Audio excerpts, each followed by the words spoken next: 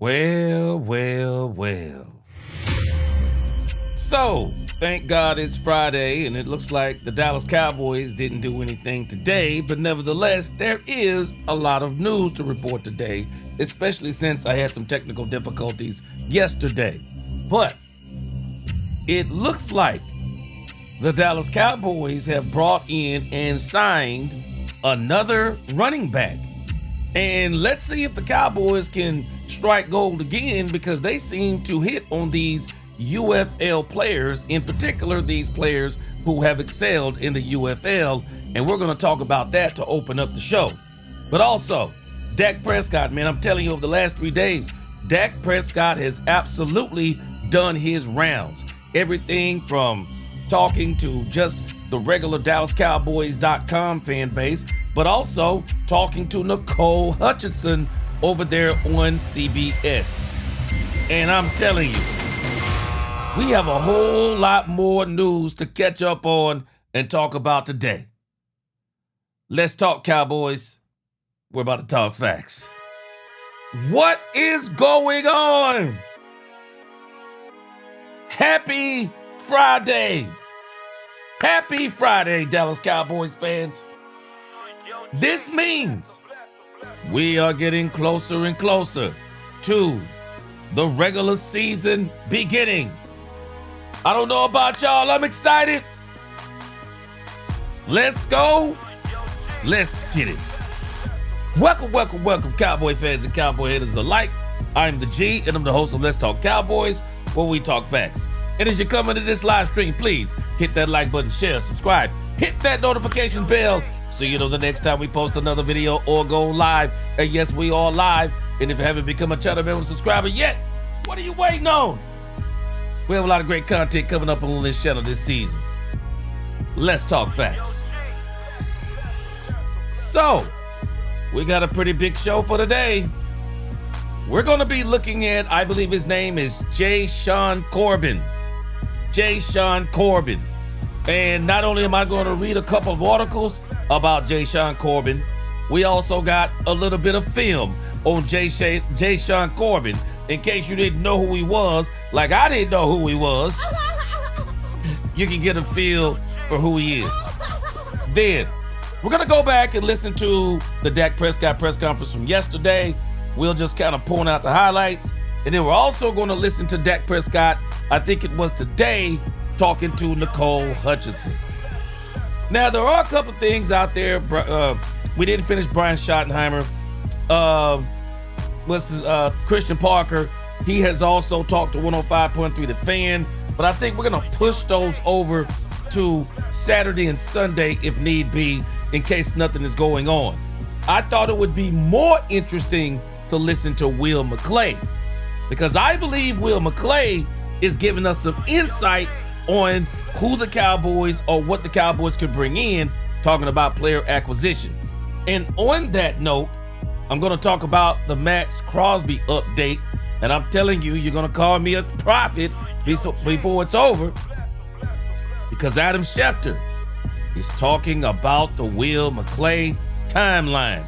And it sounds eerily similar to what I said just 2 days ago. Then we're going to listen to Stephen Jones. Stephen Jones also gave his yearly training camp interview. Want to hear what that's about? Haven't listened to it. Then we're going to go back and listen to the plays of the day, or watch the plays of the days from yesterday. We didn't get a chance to do that, so we're going to watch those today, since there was nothing going on in training camp today. So, man, show absolutely packed today. Buckle up, buckle in, let's go, let's get it. Let's get this roll call in on this happy Friday.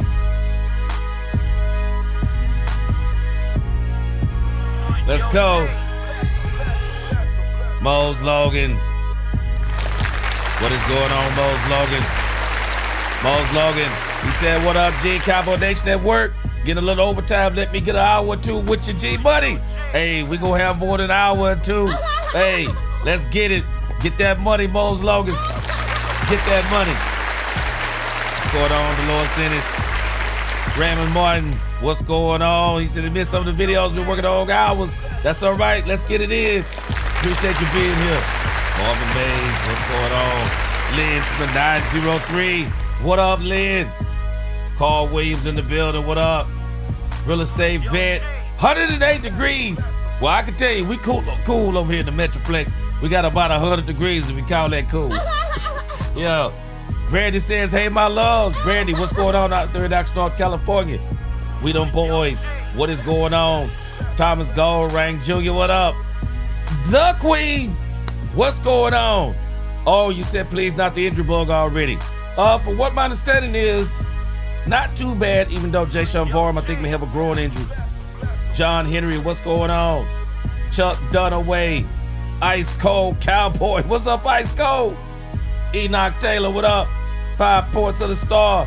Everett, what's going on? I am him.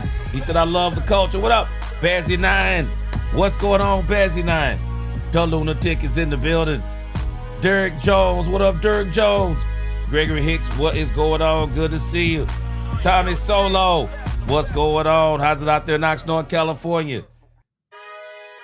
What is going on? Gerald Jackson, good to see you. Ruby Sweet, what up?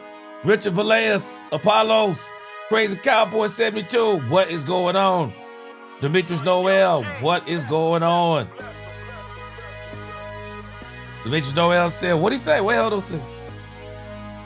Demetrius Noel said what he said. Hold on, let me start this. I'll come back over here. Appreciate you, Demetrius Noel. Let me know that. 805 bus stop, what's going on?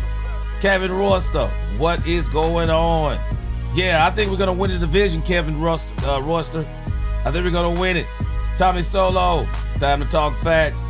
JCT Slice, he said, I think Dak senses something special with us. So do his hater. That's why they keep talking about him on a Hurts topic. More Dak shade. He's scared. The LOL shady. We still have 4. Yeah, man, let me tell you, they're fraudulent over there, man. But they got to do what they got to do to keep keep people watching, man. Shannon Sharp roasted them over there. What's going on, Roosevelt Sears? Big Mouse Dog again, what's up? What's going on? Philip Williams, with them boys, what is going on? What's going on? What's that? Yada Pumphrey or Yada Pumphrey? One of the two. Nevertheless, what's going on? Good to see you. Nick Burston, Blake Strange, let's go. Dak fan for life. Let's go. Yeah, I wouldn't be surprised, man. I told y'all the other day. I told y'all, I mean, if you're just looking for it, if you're just looking for a pass rush, man, Von Miller. If you're just looking for pass rush, what's going on, Real Gems? Paul Hill, what's going on? Cowboy Mike, what's going on? Appreciate y'all. Give yourselves a hand. Best chat on YouTube. All right, let's flip over here for a second. Let me see. Demetrius Noel said, what's up, G? He said he read some comments. They said you're not a real Dallas Cowboys fan because you don't believe Troy Aikman is the Cowboys' GOAT quarterback. What? What? That is crazy work. That is absolute crazy work. Again, Troy Aikman was a great quarterback. I don't know what they mean by GOAT quarterback, but Troy Aikman wasn't better than Roger Staubach. No. I don't care who that make mad. Troy Aikman was not better than Roger Staubach. A lot of people don't realize something, Demetrius Noel, and we won't go a long, we're not going to go a long deal here on Troy Aikman. I love Troy Aikman, one of the best Dallas Cowboys quarterbacks ever. But he's not the best Dallas quarterback ever. The best Dallas quarterback ever is none other than Roger Staubach. Troy Aikman, tell me how great Troy Aikman is. Anybody who loves Troy Aikman, tell me how great he is. Because you're going to have to put Roger Staubach on steroids then because he's 10 times better. People don't realize something about Roger Staubach. Roger Staubach was the prototypical quarterback. Roger Staubach could play in any era. He could throw, he could scramble, he could run, he could, you name it. Pinpoint passing, deep ball, accuracy, you name it. Roger Staubach was the literal best quarterback the Cowboys have ever had. And a lot of people don't realize something about Troy Aikman. They get mad when you tell the truth about Troy Aikman. Troy Aikman was a great quarterback, but it took Norv Turner to fix him and turn him into a great quarterback. Not only that part, but Troy Aikman arguably, and I don't even think it's arguable, Troy Aikman, of all the Dallas Cowboy quarterbacks, I believe Troy Aikman may have had the best team of any of those quarterbacks. Now, don't get me wrong, Roger had great talent with him too, but they built that talent out of the dirt. But when you look at the Troy Aikman talent, he benefited from a non-salary cap era. He benefited from an insane Herschel Walker trade. Roger Staubach never got that help. Dak Prescott has never gotten that help. Tony Romo, Don Meredith, you go down the line. Troy Aikman got something that no one else got. He got an absolute super team put around him in a short amount of time. For as much talent that was around Roger Staubach, Roger was. Hey, don't get me wrong, the team was great, but Roger was him. Roger Staubach was him. Anybody who ever watched Roger, they will tell you Roger was him. He could have played in any era, any team. Roger was him. Troy Aikman, great quarterback. Not Roger Staubach go. Not Roger Staubach great. Not Roger Staubach great. No. You can't even compare. You can't compare Troy Aikman to Roger Staubach. Incredible quarterback. And for somebody to even, everybody can have their own opinion. But to say that somebody's not a real Cowboys fan if they don't say Troy Aikman is the GOAT quarterback for the Cowboys, man, stop it. It's pure comedy. Roger Staubach, hands down, is one of the best quarterbacks to ever play the game. Troy Aikman, great quarterback. But he benefited. He benefited from, hey, let's go get Norv Turner to fix this quarterback. Let's get a running game so that he doesn't have to throw the ball as much. Let's go get a defense to get him the ball more. Let's get him a coach, an absolute dog of a coach. People don't realize. Let me make another comparison for you. Let me just tell you this. I'll take Roger Staubach on any team, and he would have been as successful as he was on the Cowboys because that's how good he was. Could we put Troy Aikman on any team? I'm not sure we could put Troy Aikman on any team. I'm not saying he wouldn't be good. I'm just telling you what I saw when he first came into the league until Norv Turner came in. But let's think about Rain Dakota Prescott. People don't realize why Dak Prescott is so good. Dak Prescott worked hard to be what he is. And this is why you're watching Dak Prescott. Dak Prescott, at this point in his career, is better than Troy Aikman was at this point in his career. Troy Aikman had to just, getting his brains beat out, all of these different things. There's a lot of things that go into that. But when you look at Dak Prescott and you look at Troy Aikman, you really realize how much work that Dak Prescott has put in to get himself to the point of where he's about to surpass Troy Aikman in every statistical category. People do not realize how good Dak Prescott really is. and how hard of work that he's put in. The big difference between Dak Prescott and Troy Aikman is not the Super Bowls. It's the teams that they played on.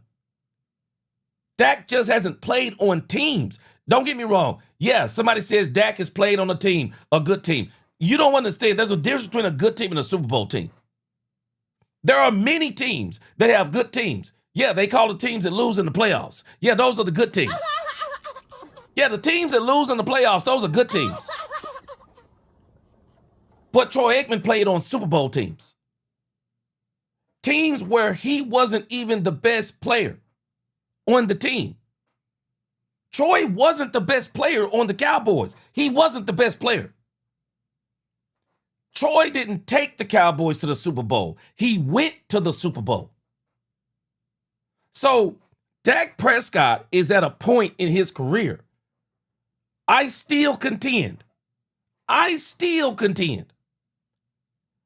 If you show me the teams that Troy Aikman has played on versus the teams that Dak Prescott has played on, and if Dak Prescott wins a Super Bowl over the next 2 seasons, which I believe he's going to get a Super Bowl in the next 2 seasons, one Super Bowl by Dak Prescott will be more impressive than, I'm not saying it weighs more than the 3 Super Bowls that Troy Aikman won with the Cowboys, but I'm telling you that if Dak Prescott, let's just take, for example, this year. Let's say Dak Prescott wins the Super Bowl this year. If Dak Prescott wins a Super Bowl this year with this team, it's more impressive than any Super Bowl that Troy Aikman won with those other 3 teams. Why do I say that? Because this team that Dak Prescott is currently on isn't as good as any team that Troy Aikman won a Super Bowl with. Prove me wrong. Prove me wrong. As the current roster that Dak Prescott is on right now, it is nowhere near, and that's saying something, it is nowhere near as good as those Super Bowl teams that Troy Aikman won Super Bowls on. I've already showed you. I showed you the roster of 92 and 93. We didn't even talk about 95 with Deion Sanders on that thing. Tell me any cornerback that Dak Prescott has played with that's as good as Deion Sanders. Tell me the edge rusher / defensive end that's as good as Charles Haley. Tell me the running back that is as good as Emmitt Smith. Tell me the wide receiver that is as good as Michael Irvin. Tell me the I mean, you could go down the line. Tight ends. You can go down the line. Troy Aikman. It's not taking anything away from him. It's just telling us the truth. Troy Aikman played with a world-class team. He played with a world-class team. And mind right daily. You might not realize it, but you're actually adding to the point, though. You're adding to the point. Troy Aikman played in a time when you could knock people out. So let's go a little bit deeper on that comment. But Troy Aikman also played at a time to where you could really toughen up your defenses, and your defenses were those defenses of that time were a lot tougher the defenses than this time. Troy Aikman played with a number 1 defense. What? He played with a number 1 all-time defense. People don't give the 90s Cowboys enough credit about how good they're, no, not good. Don't even let me blaspheme. How great the defenses were that Troy Aikman played with. The defenses Troy Aikman played with were incredible. I still don't understand how people don't get this part. Troy Aikman played in the 1992 Super Bowl, and his defense knocked out Jim Kelly in the first half. Stop it. Stop it. Who else did it? What other team? What other quarterback? What other quarterback? What other team benefited from the defense being so good they knocked out the starting quarterback? Stop this madness. That's not taking anything away from Troy Aikman. It's stating the facts. The Herschel Walker trade is in history as the single greatest, dumbest trade of all time. It's dumb. It's dumb. Troy Aikman played on an all-time team, and people don't give that defense enough credit. That defense was knockdown, drag out. When you drag the starting quarterback from the other team out the game in the first quarter, come on, man. How many times you think you're going to get the ball back? Of course, that's why he scored 52 points. Stop it. Stop it. Dak has never played with those types of defenses. Man, forget the offense that Troy Aikman played with. Forget the offense. The defense that Troy Aikman played with. Man, put some respect on them dudes' name. People always talk about the triplets, the big three. What? Who were they without that defense? Who were they? Who were they without that defense? The Dallas Cowboys 1992 through 1995 defense, they have to be some of the most disrespected, unsung heroes in football history. It's amazing to me when people talk about the 90s Cowboys. What do they talk about? Jimmy Johnson, Jerry Jones, the triplets. They talk about everything, and then they'll go, oh, and by the way, the defense was pretty good too. Pretty good? Pretty good? Man. And them Dallas Cowboys, boy, them Dallas Cowboys defenses of the 90s? What? I don't care what anybody say. Tony Romo would have won with the 92 through 95 Cowboys. I'm not telling you he would have got 3. Dak Prescott would have got, arguably, Dak Prescott could have got 3 Super Bowls with that defense too. Absolutely. Dak Prescott could have did some of the same things with that defense. Absolutely. Troy didn't have to throw the ball but maybe 20 to 25 times a game. Troy Aikman could make mistakes. The defense could still get the ball back for him.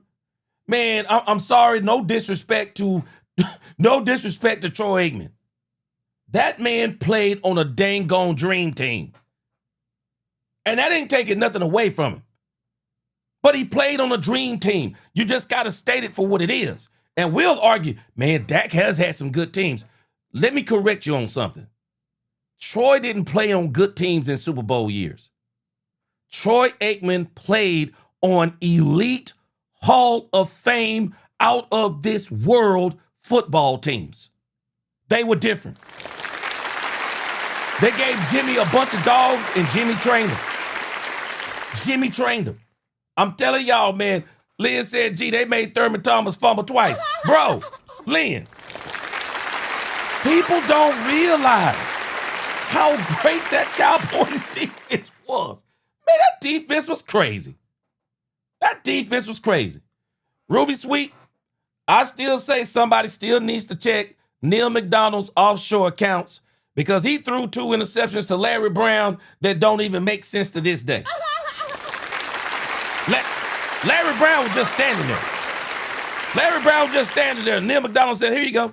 I mean, just pure funny. But again, let me read these super chats, and I'm sorry that we gonna get to Jashaun Corbin. I'm sorry, but boy, Demetrius, that's crazy, bro. Somebody gonna say you're not a Cowboys fan, a true Cowboys. Man, I was here before Troy Aikman. Amen, Walls, as I say when I preach. Amen, Walls. I was here before Troy Aikman. Yeah, I was here before Troy Aikman. I don't know what these people talking about. Big Dal said, Roger who? He said, Dak chasing if we being real. Oh, Roger is who Dak chasing if we're being real. I agree. Yeah, man. Roger the Dodger, man. I am him. He said, gee, lots of fans live in the past. Aikman haven't played in 30 years. We don't care about Aikman. It's Dak era now. It's our road to the Super Bowl. Yes, sir. Appreciate that super chat, Big Dow. Appreciate that super chat. I am him. And I am him. It's really disrespectful in a sense because you think about it, Big Dow brought up a great point. See, Big Dow said that Roger is who Dak is chasing. But if you look at who a lot of people keep comparing Dak Prescott to, they keep comparing him to the 90s Cowboys. Yeah, but got to remember, we were actually good at once upon a time before the 90s too. Dak Fan for Life said Troy Aikman was a great quarterback. Yeah, 5 seasons. Yeah, I love Troy, but he's no Starbuck. And if Dak get just one Super Bowl win, he's going to excel Aikman. Dak Fan for Life, I keep saying this and people don't like it. Appreciate the super chat. But Dak Fan for Life, people don't like what I'm saying, but it's true. Troy Aikman benefited from the Herschel Walker trade. He benefited from a non-salary cap era. He played with an elite Hall of Fame team that the 92 Cowboys, the 93 Cowboys, the 95 Cowboys, they literally had the best rosters in football. Those were the best rosters in football. Dak has never been on a team where we've ever said he's on the best roster in football. Troy Aikman literally played, Dak Fan for Life, on some of the best rosters of his time. There was no roster that anybody would look at and say in 1992, 93, and 95, there's nobody that could say they had a roster better than the Dallas Cowboys. And even in 1994, the only team that had a roster better than the Dallas Cowboys was the San Francisco 49ers. And the reason why is that they had Deion Sanders. We got Deion Sanders in 1995, and we went back to having the best roster in football. Dak Prescott has never played at any time where anybody would say he played on the best roster in football. You can tell me all you want. Yeah, Dak played on some good teams. Yeah, the same kind of good teams that get beat in the playoffs. Troy Aikman didn't play on good teams. He played on elite level Hall of Fame teams that his roster was the best roster in football. And that's why, Dak Fan for Life, if Dak Prescott wins one Super Bowl, let's say he does it this year, it would be more impressive than any Super Bowl that Troy Aikman won. Why? Because the roster isn't as good. And right now, nobody is arguing that the Cowboys have the best roster in football. People aren't even arguing that the Cowboys have the best of rosters in the football, top 5, top 6, top 7. Tell me I'm lying. Tell me where I'm lying. No, we're saying the Cowboys have done some things better. They're doing better, and they're putting a better roster around Dak Prescott. I've seen nobody say, hey, man, the Dallas Cowboys may have the best roster in football. No, nobody's saying that. Demetrius Noel said, gee, if winning a Super Bowl is the criteria for being a great NFL player, then start removing all the Hall of Fame players beginning with Jim Brown. Yeah. And Demetrius Noel, I made this point the other day about Troy Aikman. If you go back and look at Troy Aikman's numbers, are those really Hall of Fame numbers? But what teetered him or what got him into the Hall of Fame, it's not really the numbers. It's the Super Bowls and the numbers.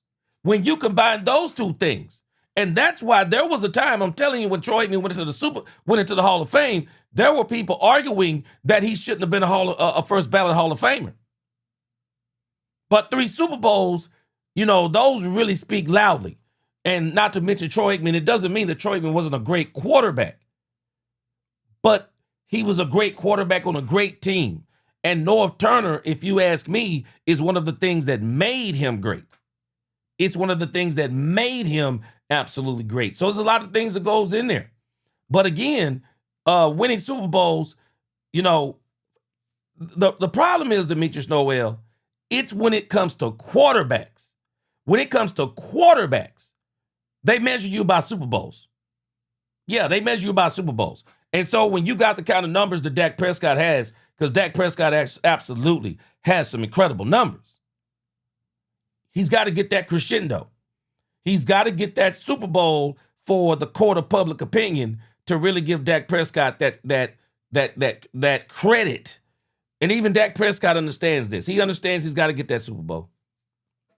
Deion Jefferson, appreciate the super chat.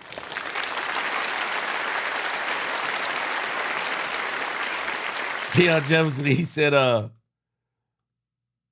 last night I asked my girl who was the Cowboys running back we won our last Super Bowl. She said Deion Sanders. I got up and slept on the couch. Hey, Deion Jefferson. Bro, can you blame him, man? Can you blame him, though? Bro, 1995, man, when we got Deion Sanders, bro, Cowboys were the talk of the town. Jerry Jones was on cloud nine. He won 2 Super Bowls in a row, let go of Jimmy. Barry came in, got beat by San Fran, went and got Deion Sanders, man. And the Cowboys were the toast of the town, y'all, when they got Deion Sanders. They really were. They really were. The Cowboys were the toast of the town. And I'm telling you, man, when the Cowboys got Deion Sanders, everybody was pretty much like, yeah, the Cowboys are going to the Super Bowl again.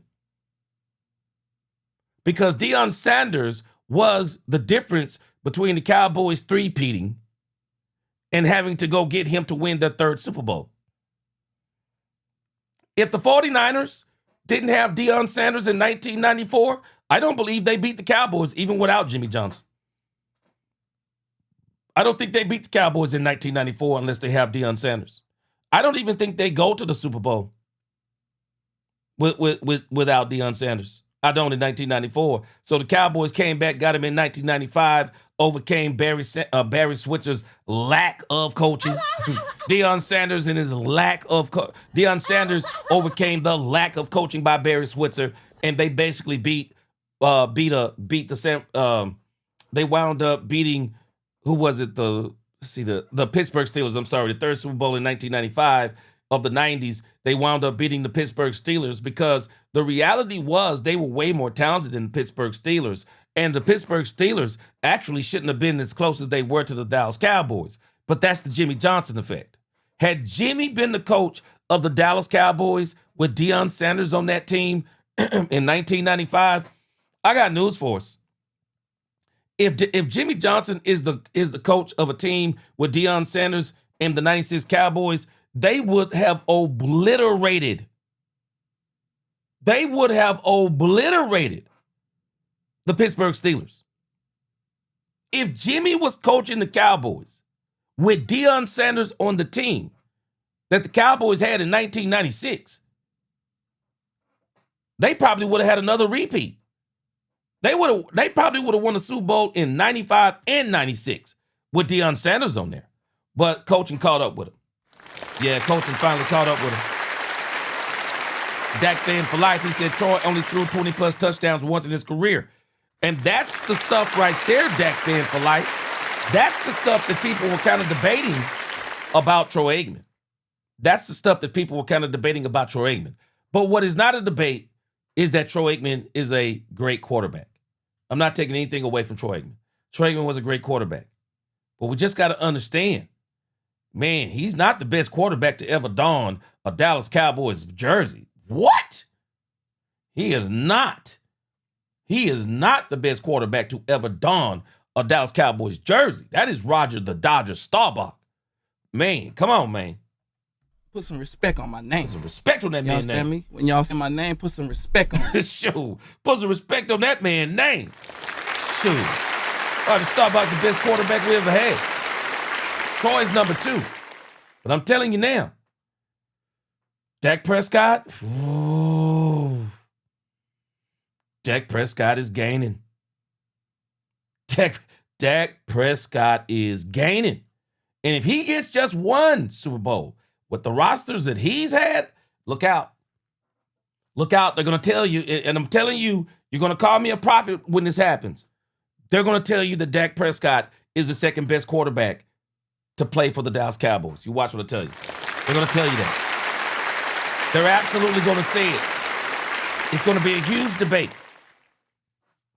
All right, let's get to our official first topic, our second topic. Yes! Here we go! Let's get to our second topic of the day. And it is Jashaun Corbin. The Dallas Cowboys are about to try and do it again. They are about to try and do it again. The Dallas Cowboys they have went over to the UFL, and they are going to try and hit that genie in a bottle again. Let's check it out. So, Dallas Cowboys, they have went over here and got somebody named Jashaun Corbin. Says Dallas Cowboys signed former UFL rushing champion among two moves. Says the Dallas Cowboys, they swapped out running backs on their offseason roster on Thursday and added a former UFL champion. It says while the Cowboys had the day off from training camp on Friday, the team decided to make a few roster moves. It says the Cowboys announced they have signed running back Jashaun Corbin. In a corresponding move, Dallas waived fellow running back Dominique Richardson. Says Richardson was one of the Cowboys' 11 undrafted free agent signings following the 2026 NFL draft, but he failed to make a good enough impression to stick through training camp. Yeah, I don't know how many snaps he got, but I can tell you this. I didn't hear nobody say anything about it. Says Corbin has 6 career NFL games under his belt, all of which came with the New York Giants in 2023. In those games, Corbin totaled 1 carry for 1 yard and 3 receptions for 12 yards, while mostly playing on special teams. Corbin has also spent stints with the Carolina Panthers, Atlanta Falcons, and the New England Patriots. So, Cowboy fans, let's kind of calm down a little bit on Jashaun Corbin. He's been around, but he is a former UFL rushing champion. It says Corbin really made a name for himself in the UFL where he enjoyed plenty of success. In 2025, Corbin led the UFL in rushing yards with 514 yards while scoring 4 touchdowns on the ground, and he added 18 tackles and 138 yards with San Antonio Brahmas. In 2026, Corbin had another strong UFL season with the Orlando Storm, ripping off 438 rushing yards, 118 receiving yards, and 4 total touchdowns. He ranked 3rd in rushing yards. The deck is obviously stacked against Corbin, making the Cowboys' 53-man roster out of training camp. Says Dallas has a crowded running back room that features Javonte Williams, Malik Davis, Jaden Blue, and Phil Maffa. It says Davis, Blue, and Maffa are all competing for the RB2 job and is a hotly contested battle with Blue and Maffa both having standout off seasons. It says Blue has stood out a bit more and is going to make the roster and could very well beat out Davis for the RB2, but Maffa is making a strong case for the Cowboys to keep 4 running backs.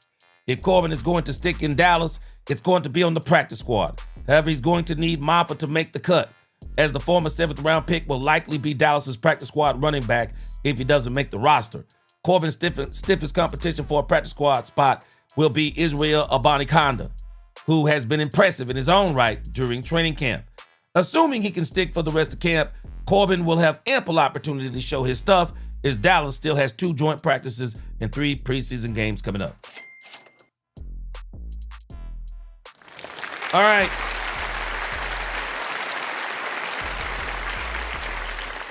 Cowboys fans, temper your expectations. Because anytime we get a running back, everybody starts getting excited and, you start hearing all of the Brian Schottenheimer. Yeah, man, he like big backs. I don't care about me liking no big backs.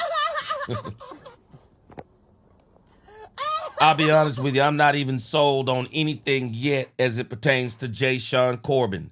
At this point, Jashaun Corbin is merely a camp body. At this point, let me see some here. Let's see if we can find his height and weight.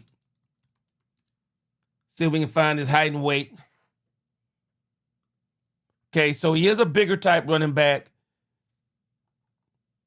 It's 5'11", 215 to 224. So he's not, I guess he kind of qualifies, but I'm not even going to go into the, Shotty likes big backs. I'm not buying that at this point in time. Jashaun Corbin is just here for the camp. Yeah, Ice Cold Cowboy. He said he just here for some camp and nothing else. I'm with you. Yeah, he's just here for the camp. Yeah, he's just here for the camp, nothing else. So not really tripping on this thing with him. But, just for the sake of argument, I do want to give you, because I had to go and look up some things on Jashaun Corbin. Right here. He's been around. He's been around the NFL a little bit. So I'll show you a couple things on him. There are some people, they get pretty excited every time we pick a player. But at this point, man, this roster is pretty good at running back. It's going to take somebody to really make me go, wow, as far as somebody coming in here. But this is Jashaun Corbin. Now, keep in mind, this is the UFL, where I don't think a college team could beat the UFL. There may be some college. I don't think any college team could beat any NFL team. There may be a couple of college teams that could probably compete against the UFL. I'm just keeping it real. All right. This is Jashaun Corbin, in case you hadn't seen it. Right here. Let's turn this sound off. I'm pretty sure this is somebody's song. Let's check it out. All right, Jashaun Corbin. Check him out.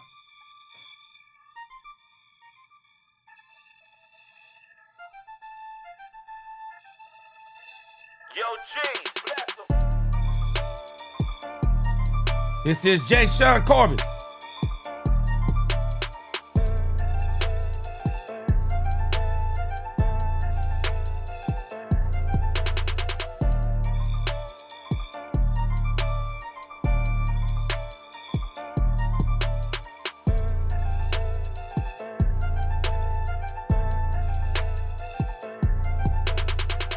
Now, one thing I will say about him off the rip, he seems to be a very tough running back. But again, this is the UFL. Let's calm down as far as saying let's calm down on saying he about to take over the Cowboys training camp or anything to that effect. But he is a tough looking running back.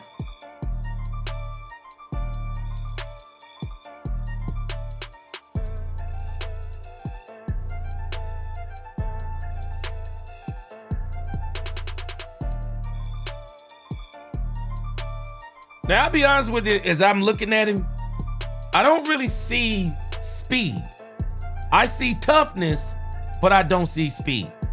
He might be one of these guys you can see down maybe at the goal line or something, but I don't see speed or anything like that.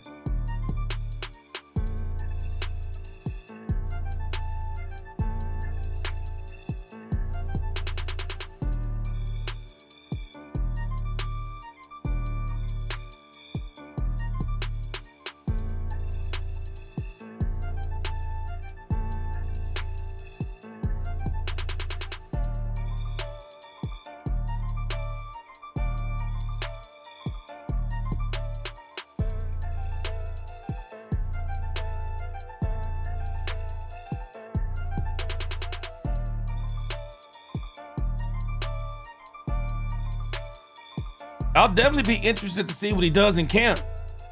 If he gets an opportunity to get some carries.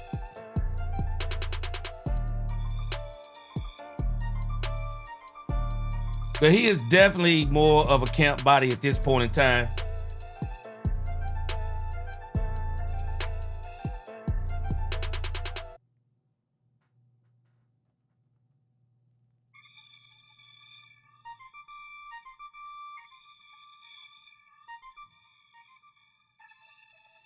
Definitely got some power, though. What up, Michael Lee? Yo, G, bless him. I see him. Yeah, he got some toughness to him, look like.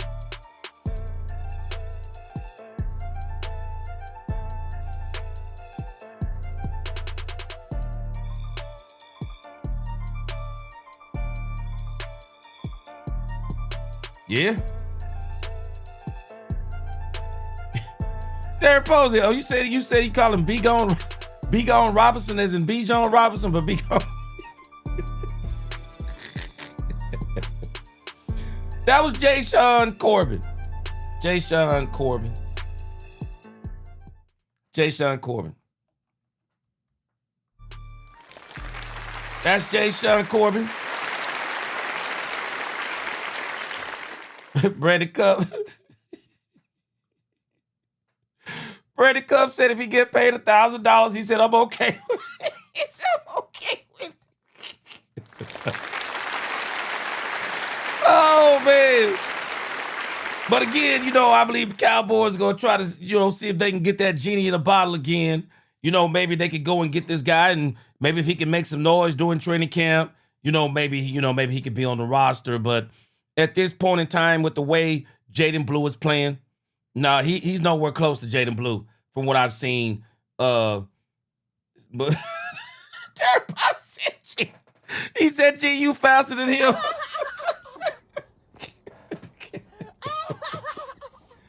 Oh, man. Oh, my gosh, bro. Oh, my gosh. Yeah, man, don't get me wrong. As I'm watching the UFL, I don't even see the UFL as being as good as college, per se. I don't know what to call it. I don't know. But when I think about the UFL, man, I'm just like, nah, bro. You got to be when you talk about he's the leading rusher and he ran for 400 yards. I'm sorry, when I hear leading rusher, I want to hear like 12, man, at least 1,000, man. Come on, man. Come on, man, at least 1,000. At least 1,000. Brandon, you said we need some more Cowboys after dark. I got you. I'm going to make sure next week I'm going to get some more of that. I'm struggling with this. He just a camp body at this point. He just a camp body. Gregory Davis said, this is my theory about the Cowboys running back room. Javonte Williams, running back 1, Jaden Blue, running back 2, Phil Moffitt, short yardage and goal line. Yeah, I think and I'm going to tell you, Gregory Davis, I'm kind of looking at the Dallas Cowboys running back room, not as in backup running back. I'm looking at it as they're trying to put together a complete running back in one running back. A complete running back and 3 running backs. I would actually say that Phil Moffitt, I would actually say he's Javonte Williams' backup. Phil Moffitt is the backup.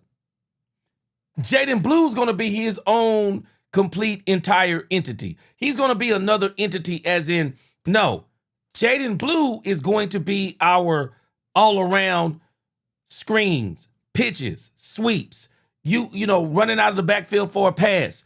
Jaden Blue is going to be the versatile running back, the change of pace, the versatile running back. I think Phil Moffitt would be the backup, of course, Javonte being number 1. So I really think they're trying to put together a complete running back out of 3 running backs. And so at this point in time, I even think Malik Davis is on the outside looking in. And I'm sorry, Malik Davis could probably start in this league. But the Cowboys, every time they cut Malik Davis, he doesn't get picked up. I mean, the Cowboys, it's just been a love. I don't know if it's even a love-hate. It's just been like okay, we need somebody, Malik Davis, you're in. Okay, we got somebody, Malik Davis, you're out. So I don't know what it is with the Cowboys and Malik Davis. Maybe they'll give him more respect this year. But I think the 3 running backs, I think they are Jaden Blue, Phil Moffitt, and Javonte Williams. So, yeah, I'm not. So, Gregory, I don't think it's a theory. I think that's probably going to be fact in some form or fashion that it's going to be Williams, Blue, and Moffitt. And they're going to distribute it all through those running backs. Yeah, Bass said, you said 400 is a UFL special? Man, shoot. Man, when I hear doggone a running back leading the doggone, when I hear the running back leading the doggone league a running back leading the league, man, I want to hear 1,000 yards. Man, I want to hear those doggone 400 yards, man. Let's see. Let's go ahead and bring him in. I mean, he's here now. I mean, I don't get to make the decisions on that, but I think he's more of a camp body. me see what his 40 speed is. He actually runs a 4.640. Don't look like he run a 4.640. He actually runs a 4.640. He's out of Florida State. For anybody who don't watch college football like me. He's out of Florida State, 4.640. So here his weight is 205. Okay. 6 feet, 205. He's not too much heavier than Jaden Blue in the grand scheme of things. Overall rating, 75.3 out of 100. College results, 4 stars. Grade, 3 stars. Let's see what they said about him. See, quick feet, good vision, quick feet, big play threat, surprising burst to beat linebackers, doesn't possess elite breakaway speed. Nah, you don't say. Nah, you don't say. Has the feet and feel, running between the tackles. Let's see what his weaknesses are.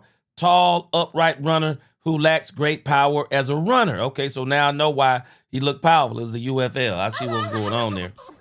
He offers little in pass protection, poor technique, cut blocking, does not always read blocks behind pulling guards, not elite in his vision or strength, too indecisive and hesitant at the line of scrimmage. Okay. You know, I would really like to know what did the Cowboys, let me see, I hadn't even heard of this guy. Let's see, what year, I wonder, what year? Okay, so this is, he obviously came out in 2022. I wonder, was he ever on a Cowboys draft board in the past? I wonder again, I wonder if he was on a Cowboys draft board in the past, because I'm really kind of wondering what made them bring him in. Frank Lloyd said, my friends might be working in a few weeks for Athletes First. Driving, yeah, my friend might be working for Athletes First, driving for them to stadiums across the country. I may even be invited to ride with them. Let's go. Yes, sir. I see you on that. Yeah, Blake, you said Corbin just a spark igniter. Yeah, you're probably about right. You're probably about right. Yeah, he ain't gonna make it. He ain't gonna make it. So looks like we just got a camp body. 411 Shirley, what's going on? As a Seahawks fan, I think we are the 100th this year. This could actually be the year where it's time for the Cowboys fans. Yeah. Yeah. But I tell you this, 411 Shirley. Shoot. Y'all coach Mike McDaniel? Yeah, he one of them. Y'all got y'all one. He one of them. He's a very good coach. Yeah. Dimension Noel said, G, if he running a 4.6, his feet must weigh 10 pounds. His feet must weigh 10 pounds each. Yeah, I'm telling you. He didn't look that fast to me. He didn't. He didn't look that fast to me. Blakey, what up, Blakey? The real Daryl, what's going on? Yeah, he didn't look that fast to me. Yeah, absolutely didn't look that fast to me. So, again, I just think I think he's just kind of a camp body at this point in time. He just a camp body. So, hey, good luck to him. We'll see what happens. Oh, okay, Everett, you make another great. Okay, you make a good point here. Who said this? Everett said they pass a lot in the USFL. Okay, we'll keep that in mind. I'm gonna keep in mind that he's also. I'm gonna keep in mind also, though, Everett, that something is wrong if he's been on as many teams as he's been on. He's been on multiple teams so far in the NFL, and something just, as Keith Sweat says, something just ain't right. Yeah, something just ain't right. He ain't sticking. Just trying to see. So, yeah, let's see his history here. He's been on quite a few teams. Played with the New York Giants, drafted by the Giants, played with them in 2022. played with the Panthers in 2023, came back to the Giants. They said, okay, maybe we missed something. He came back in 2023. Obviously, he didn't make it. Went to the San Antonio Brahmas in 2024, Atlanta Falcons in 2025, New England Patriots in 2025, practice squad player looks like, and then Orlando Storm in 2026. So I'm looking at the fact that he's been on, what is that now? He's had 7 different runs at this thing. 7 different runs. 7 different runs. So I'm just kind of like, yeah, I'm not really keen on that one. So again, nothing to really get excited about, Cowboys fans. Jashaun Corbin, that it is what it is. We probably giving him as much attention today on this channel that he's gotten his entire career, or close to it. It's close to it. Yeah. Brady said, you said I should do a 5-way. Yeah, well, hey, you never know. You never know in the future. Darren Posey said the Camo's going to sign him after he gets released.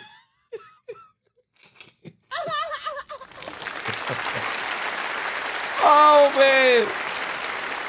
Oh, man. Riley said they only play about... Riley made sense. What's going on? The UFL only play about 8 games a season. Okay, I'm still going to say, though, if you played 8 games in a season, I still want to see about 700. I want to see 100 yards a game. That's what I want to see. I want to see 100 yards a game. But I understand what you're saying. I appreciate that. That's good feedback y'all giving me. This is kind of what his statistics look like, I guess, for the most part. I don't know what happened over there in New York, but he only had 1 rushing yards. One rushing attempt and 12 yards in 2023. Yeah, I'm really wondering about that. See, 2025, San Antonio. He had 97 rushing attempts, 514 yards, 5.3 yards per average. That's not bad right there. That's actually not bad. 5.3 yards per carry? Shoo. Man, that's actually really good. Yeah, that's good. I ain't gonna even front on that. Came back the next year against Orlando, 131 attempts, but he went way down on his average, 3.3. 19 yards was his longest, 3 touchdowns. Yeah, he kind of regressed in 2026. So again, this is just going to be a camp body. Yeah, he ain't gonna make it. I don't think he's gonna make it. Again, just a camp body, but doggone it, Dominique Richardson, bro, what were you doing? Dominique Richardson, what were you doing, bruh? They kicked you out of camp for this? So, it is what it is on that one. So, that's, hey, Jashaun Corbin, man, we just gave a full dose of Jashaun Corbin. If you don't know who he is, if you didn't know who he was before, you know who he is now. You absolutely know who he is now. So, again, not a move that really, moves the needle or make anybody get excited. You know what I'm saying? But that's who he is. All right. So let's go now over here to the Dak Prescott press conference. Yes! Here we go! Let me tell y'all something, man. Dak Prescott must know something. Dak Prescott must know something. Dak Prescott is putting the biggest target on his back. He is absolutely putting the biggest target on his back. And the reason why I say Dak Prescott is putting a big target on his back, Dak Prescott has named the offense Gotti. Dak Prescott is really engaging in a lot of Super Bowl talk. Dak Prescott is talking about his motivation for winning the Super Bowl.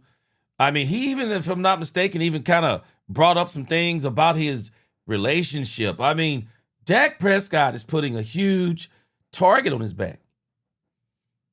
And to me, it seems like Dak knows something. He's very confident, way more confident than I've ever seen him.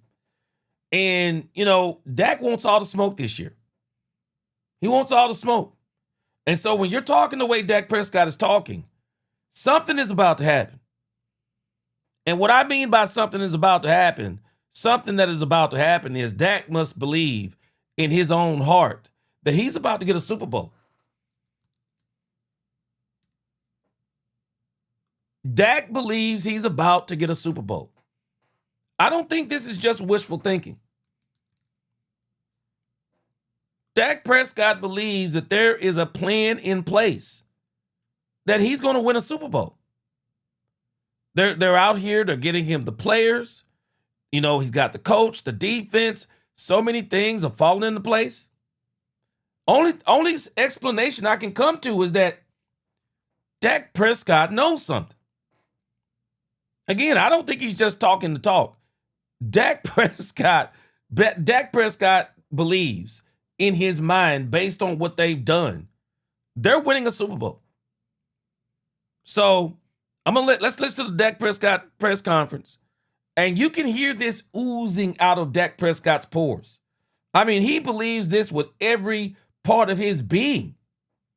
They're about to get a Super Bowl. Check him out.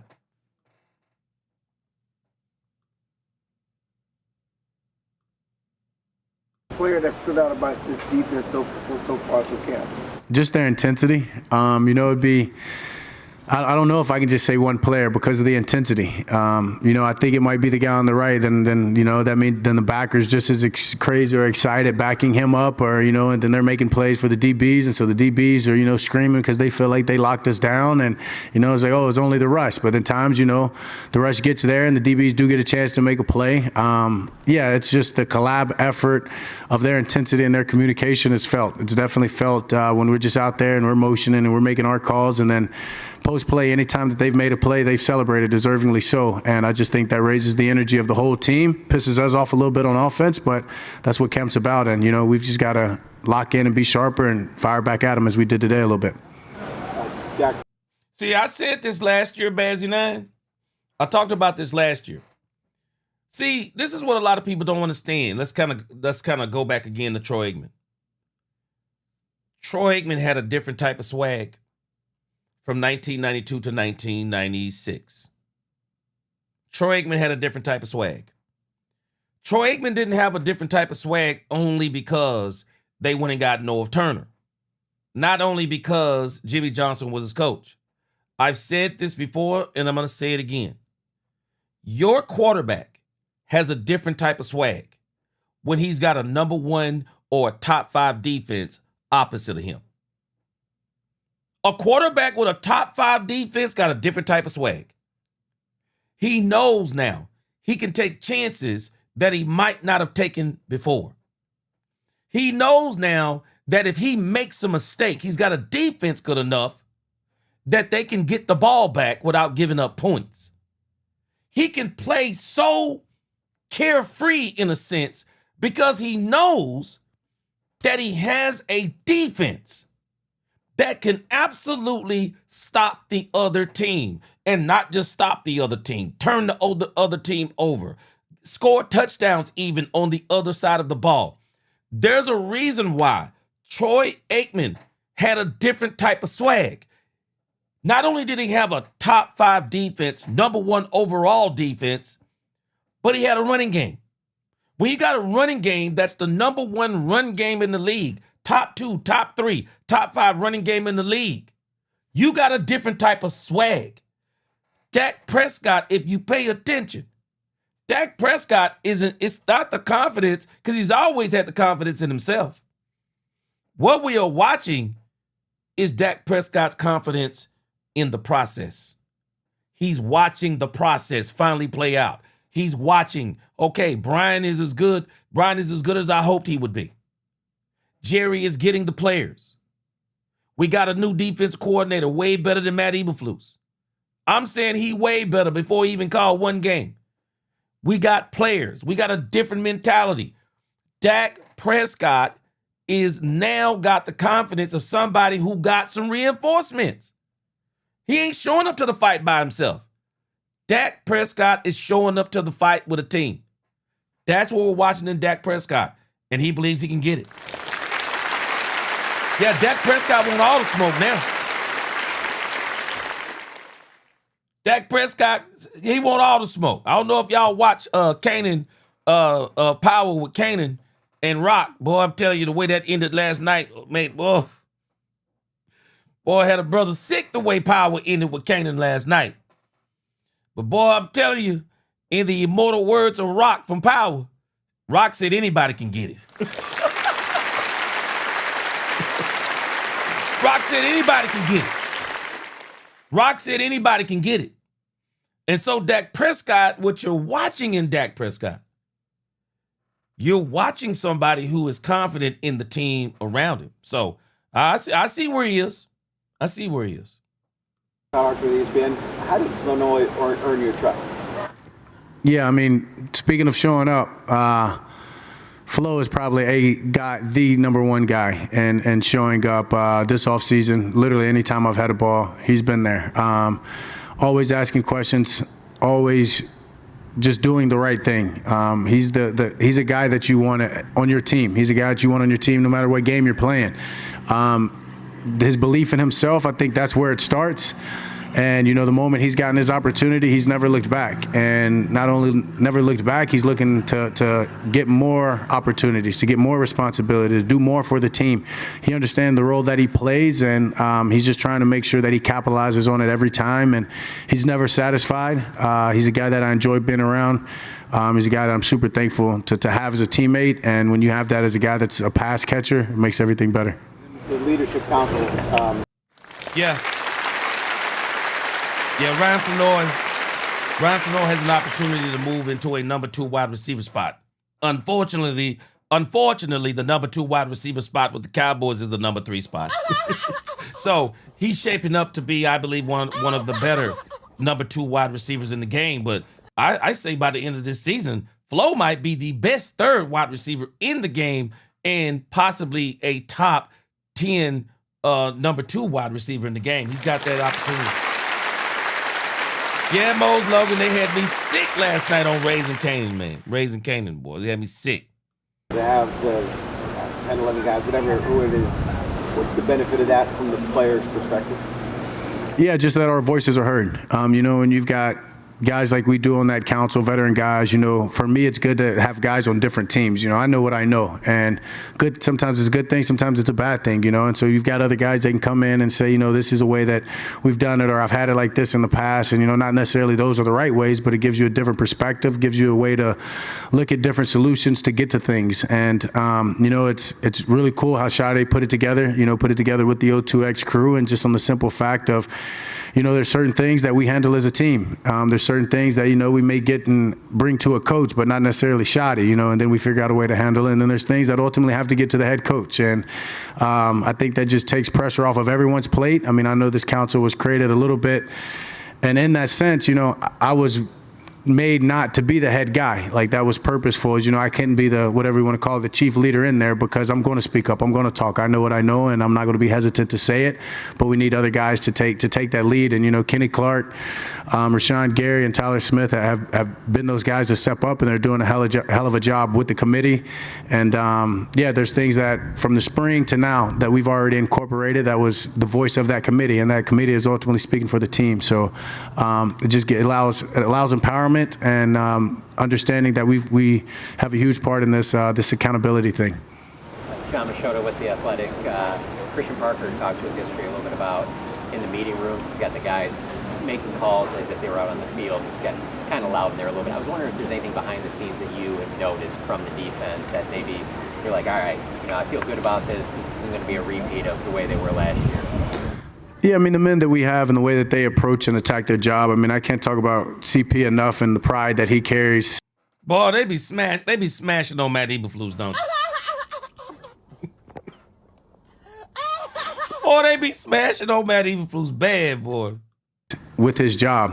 You know, I was just talking to a couple of the trainers in there about, you know, the trash talk back and forth. And I go, yeah, he can't be out there making the plays, but there's not one ounce of him that doesn't think that he's making plays. And he is. And that's, you know, having pride in your job. And I think that just ultimately rolls into and is contagious to each and every one of those guys he's coaching. And I think that's where, when I'm speaking on the intensity, I mean, it starts with their communication and then ultimately ends with just how physical they are and running to the ball. And there was a day the other day, you know, we're in the offensive meeting, they're in the defensive meeting, and not that we were struggling to hear what we were saying, but they were over there communicating, and I don't know, I think it was a Jeopardy game within their own defensive calls, and it felt like playing on the road as we're just trying to install our meeting because of how loud and intense and fun that they were having doing their job. And that's contagious as well. You feel that on that side of the ball, that unit's giving you that. You want to do the same on offense. So nothing but good things to say about that unit.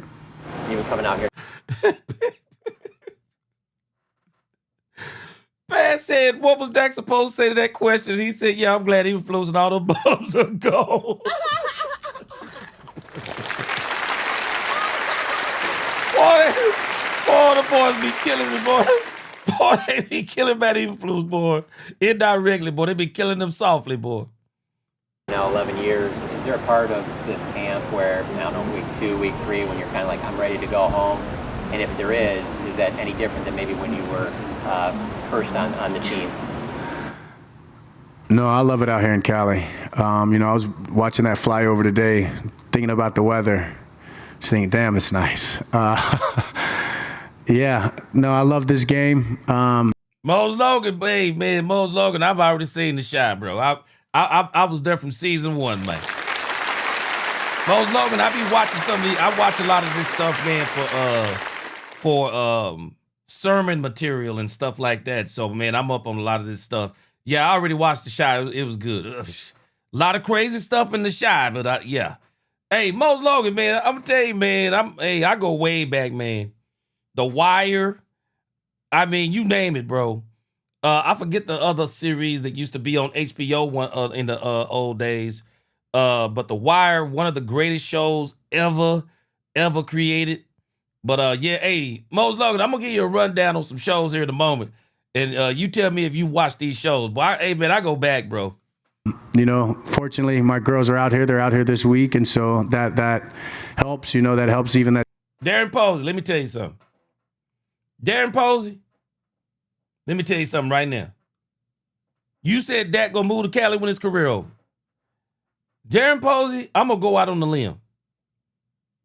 If Dak Prescott want to keep his money, Dak Prescott ain't gonna never move to Cali. I don't care how good the weather is in Cali. Anybody with money, they ain't moving out there. They are not moving out to Cali.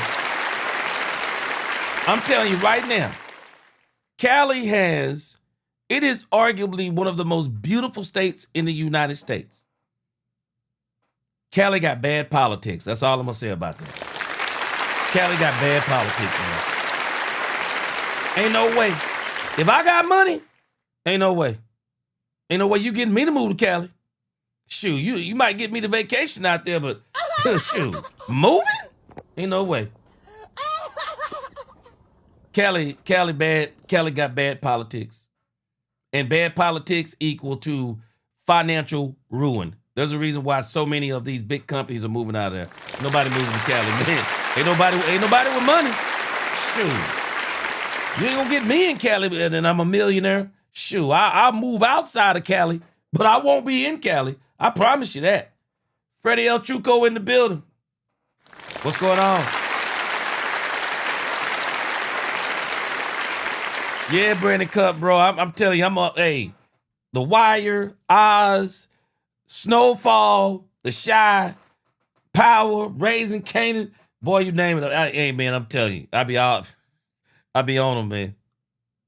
Time of my mind wanting to, get away from camp and thinking about them, they're down the road. And so that allows me to get time with them. But no, I've always enjoyed coming to training camp. There's never been even a moment of me that wants to get out, even when it's been a month and a half, whether it's 3 weeks or, however long the entirety of this thing is. I think this is the most that we get, especially in our organization, of just pure football, and it's kind of why, talking about all the goals and talking about all that, is important to make sure everybody understands that now. Because Chosen One, if you believe that the whole United States got bad politics, then multiply that times 100 out there in Cali. Yeah, multiply that times 100, bro. Multiply that times 100. Believe me when I tell you. Sometimes you get out here, you're kind of in your bubble, you know, and you're just football, and then you get back to Dallas, and then, you know, you start. Now, think about something that Dak Prescott just said. Think about how crazy this is. He said that when you go to Cali, he said that's the most football they get. What? What? That lets you know how busy it is and how much chatter and just how the media is in Dallas. That is crazy. You go to Cali to get the football to get away from a lot of that stuff. So it just really lets you know, man, how hectic it is. Man, playing in Dallas is different. Everybody can't do it. Everybody can't play in Dallas, man. Spotlight is huge. And you go to a place where the spotlight is huge to get away from when the spotlight is huge. Let that sink in. Let that sink in. Oh, my God. Ice cold. San Francisco. Man. Shoot, you couldn't pay me, bro. You couldn't pay me. Derek Poe said, gee, he go to join Will Delay in the front office. He'll have plenty of money. Shoot, let me tell you something. He won't have plenty of money. He go to Cali. He won't have plenty of money. Man, Posey, I went to visit. Bruh. Like not made it back, bro. Better have a round trip ticket to go to Cali, because you can't pay to live nor get back if you ain't got that round trip ticket. Ain't no way, man. Ooh-wee. Evan Fraser said, what happened to all that Joe Milton talk? Shoot, I want to know what happened to the backflip. I want to know what happened to the backflip. Yeah, you about right. Cali is a BBL and a BDL city. Shoot, hey, tell you, man, Cali different out there, bro. Ooh. No thank The normal, the real life, you know, dealing with the things off the field, whether it be with your family, dealing with, you know, with the things that the media are going to say. And then, you know, you're only in at work talking about a game plan, and it's very just a strict schedule. Where out here, you've got time to create that brotherhood, you know, go and sit down and have lunch with your guys, and, you know, maybe take them out to dinner, you know, the nights that you can. And so I've always enjoyed training camp. I think it's a huge part of a team's success. And I appreciate. Wait a minute. Elwood Frazier said C.J. Stroud ain't got no swag in his defense top 5.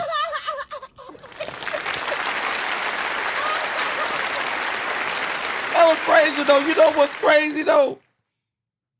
He actually had swag in his first season, and then he lost it. He lost it after the first season, so we'll see. Appreciate the way each and every one of these guys are approaching this camp.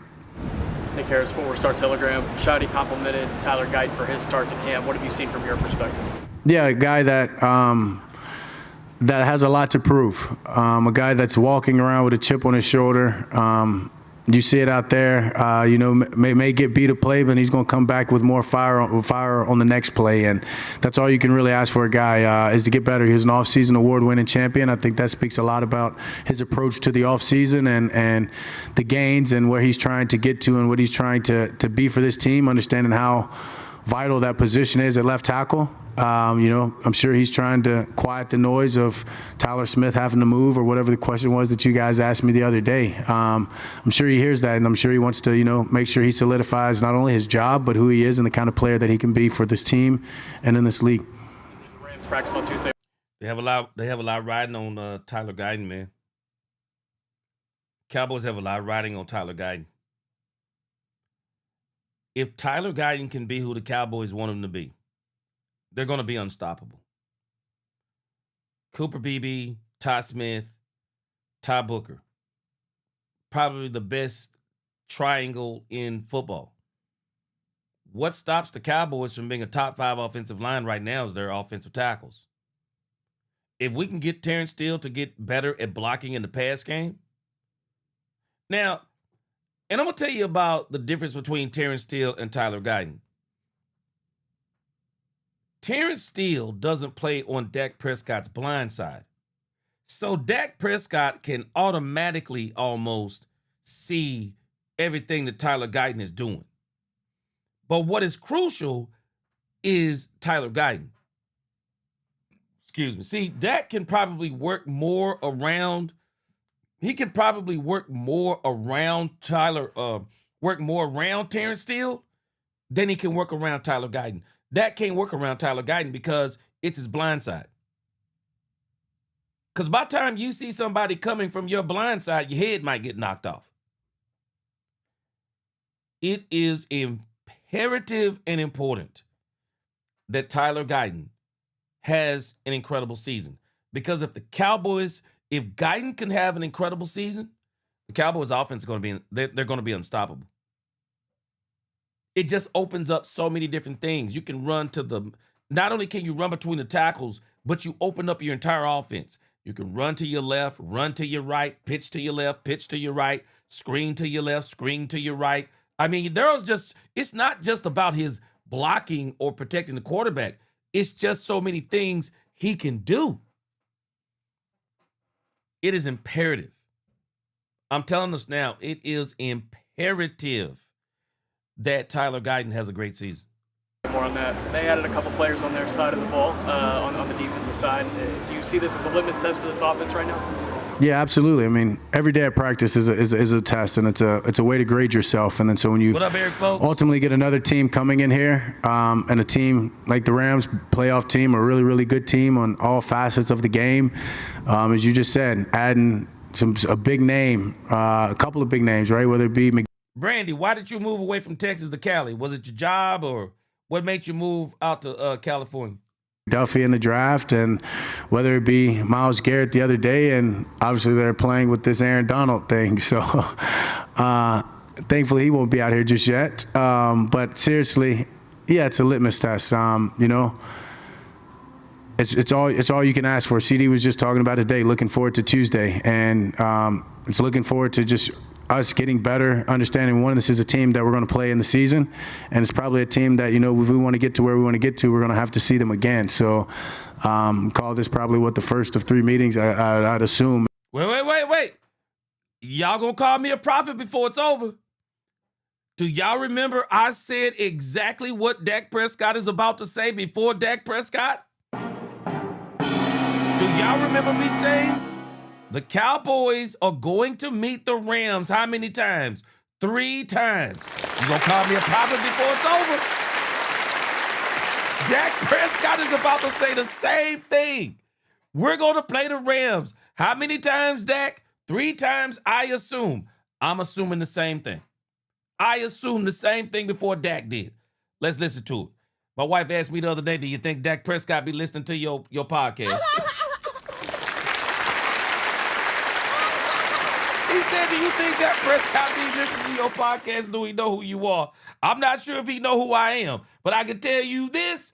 I said this before Dak Prescott said it. Let's go backwards. Let's check it out. Forward to just us getting better, understanding this is a team that we're going to play in the season, and it's probably a team that, if we want to get to where we want to get to, we're going to have to see them again. So call this probably the first of 3 meetings, I'd assume, if, everybody takes care of business, and, yeah, so it's definitely going to be a test. It's going to be fun. It's going to be 2 great teams competing against each other, and at the end of the day, it's practice. So, yeah, we'll have a lot of time after that to clean it up and to say, this is what we got to get better, but we can't go out here and also have a hell of a practice and think we've done something. I told you. I'm telling you, man. The Cowboys should see the Rams 3 times. Tuesday, regular season, and the NFC Championship game. Unless something else happens and the Cowboys see them in the second round. But I believe they're going to see the Rams 3 times. Hopefully they won't have to see the Seahawks 2 times. Because maybe the Rams will knock out the Seahawks, or the Seahawks can knock out the Rams. So we'll see one of them. If we see the Rams in the playoffs, it'll be 3 times. If we see the Hawks, it'll be 2 times. Wait a minute. Derrick Rose said, yeah, I hate to say it, but I do recall you making that statement about playing the Rams 3 times. Prophet G strikes again. Man, I'm telling you, I said it just, I think, a week or 2 ago. I'm telling this man. Brandon, what you saying up here? Hold on. What Brandon say? Brandy said I'm cute, though. Brandy, what you talking about? I'm trying to figure out what led to that statement. I can't go too far. Oh, but Brandy, again, what made you move to Texas? Move to California. Hand over fist. I've been saying the Rams are going to be the litmus test. And the reason why the Rams are going to be the litmus test, and Dak Prescott is alluding to it. Dak Prescott know it. Man, the Rams exposed the Cowboys defense on so many levels last year. The Rams exposed, the Rams exposed them on so many levels last year. Man, they were running wide open. It was crazy, man. So we're going to see what happens this year. I'm not really worried. I'm not really worried about how the offense looks against the Rams. I'll be honest with you, because I know the offense is great. But if this defense looks even, man, if it looks even decent, what? Man, if this defense looks even decent against the Rams, shoot, Dak can say whatever he want to say, but I know I'm going to be on cloud nine. Shoot. Well, I'm going to be on cloud nine. I'm telling you, how we looked against the Rams last year was exactly how we looked the entire season. Man, if they can look good against the Rams, I understand what Dak's saying. Hey, Cowboys defense, everybody don't get too excited. But I'll tell you, I'm going to be excited. Shoot. Well, I'm going to be excited. Tommy Orange, DallasCowboys.com. Going back to the Leadership Council, all four of the defensive guys weren't here last year. From your perspective, when you've been around them, how have you seen them kind of grow into those roles in such a short time? I think that's who they are. Honestly, I mean, I don't know if I don't know them in their past teams, but I know the men that I've talked to. I know the conversations that I've had. I know when I've sat in any meeting with. What? Ice Cold, boy, you. Ice Cold said, I love Cloud Nine.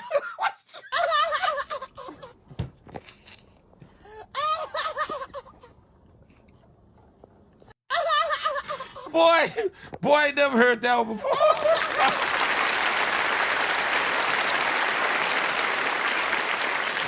Ice Cold. Boy, I'm about to start using that Ice Cold. Ice Cold said, I love Cloud Nine. Boy, he said, I love Cloud Nine, boy. Boy, he said, I love Cloud Nine. Man, he said, I love Cloud Nine.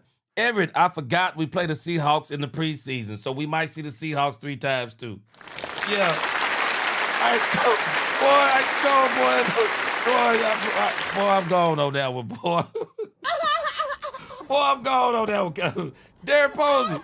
You ever heard that one before, Derek Posey? He said, I'm gone on Cloud Nine, bro. He's out, I love Cloud Nine, bro. Them, whether it be these leadership meetings or team meetings, the way that they speak, the way that they articulate the game, their passion, their love for the game, I think that's who they are. And so it's really, really cool just to, as I said, to be in a group like that and to have different perspectives, and more importantly, have people that are as hungry as I am and as urgent as I am to get this done. And so credit to all of those guys. They're real pros, and they make me better, and their love and passion for the game and their passion for their brotherhood and their teammates is felt. And then how crazy is it? How crazy is it that the 4 defensive leaders were not on the team last year? How crazy is that? That lets you know how bad this defense was. The 4 leaders on the defense this year are first, or basically, they were not here last year at this time. That tells you everything you need to know. Tells you everything you need to know. Straight up. Turpin's a guy who got involved a bit today. How much more do you think he can do for this offense as a receiver? Yeah, I mean, a lot. I mean, Turp's a guy that we all understand. He gets the ball in his hand, whether it's the kick return, punt return, or jet sweep, or just in the passing game, or whatever it is. You've got to watch out. And so, yeah, he's going to be a huge factor to this offense, as he's been, and we're going to continue to try to find ways to make him complement this offense, get us all better, complement those other, two receivers out there. And, and he's a guy that takes pride in that wants to do whatever he can to help this team out. I mean, he knows a lot of my calls. He's a lot smarter receiver than you may would think. And I mean, he's out there knowing all the adjustments, the hot adjustments.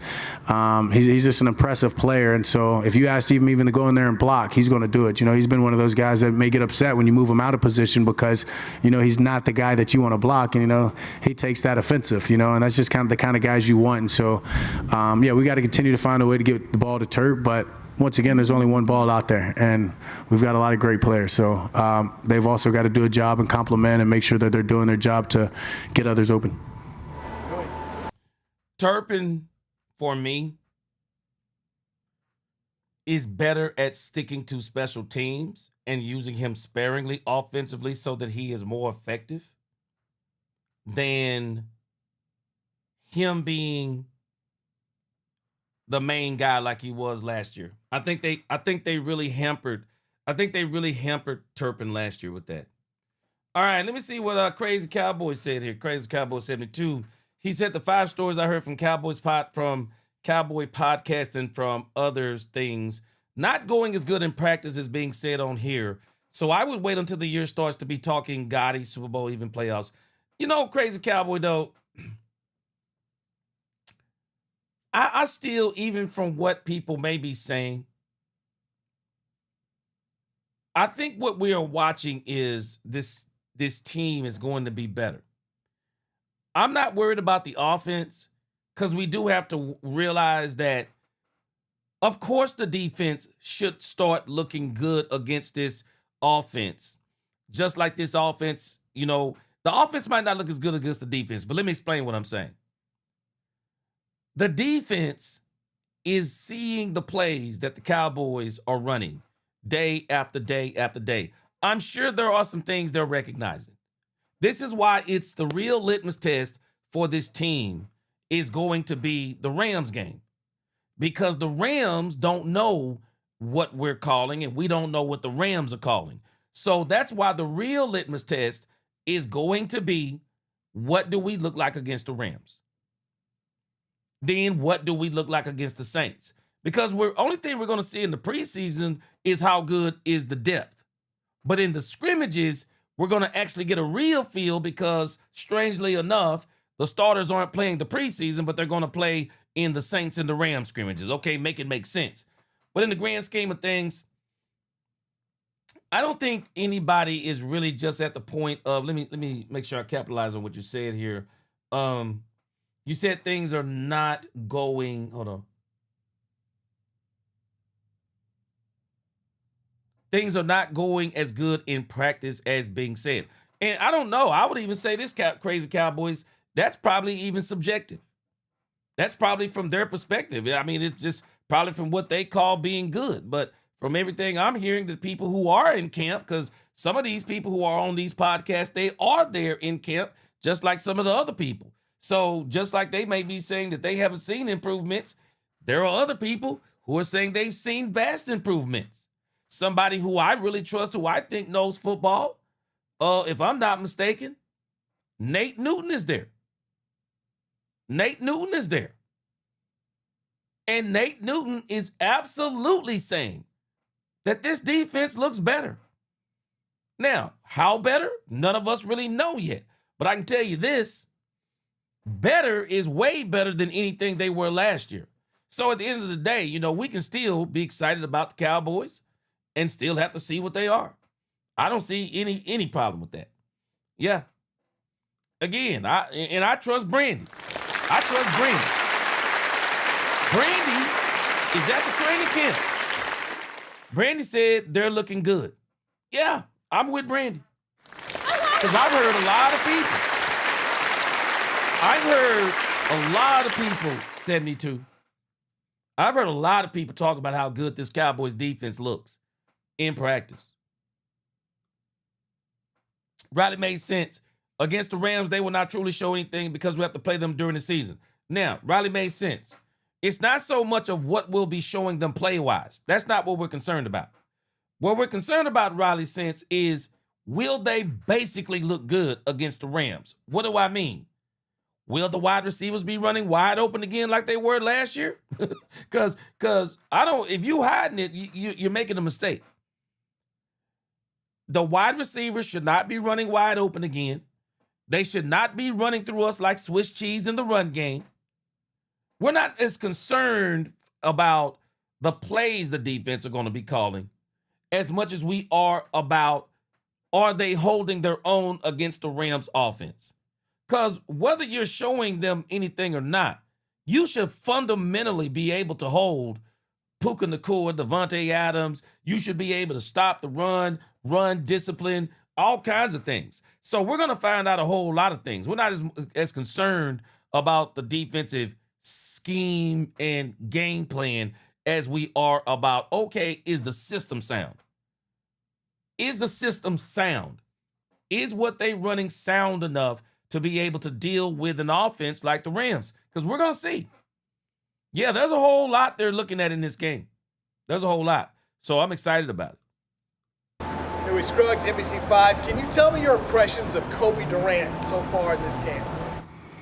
Yeah, I mean, smart player, super smart player. I've had a few conversations with him just about the defense. Obviously intercepted me the other day in the red zone, and just going and asking him about that defense and that call and the way that he played it, that was impressive itself. And so he's out there, he's fighting with two great receivers, three, whoever the hell is in front of him, he's fighting them, and he's a guy that walks around with his chip on his shoulder, you know, talking about urgent and being a pro and doing the things the right way.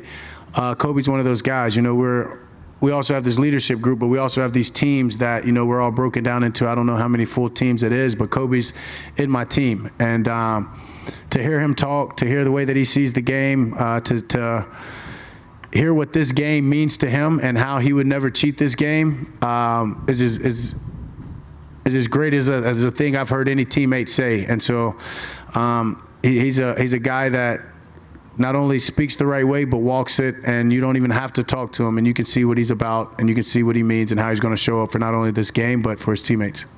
Former Cowboy receiver Cobie Durant is one of these guys. Let me pull up something on Cobie Durant.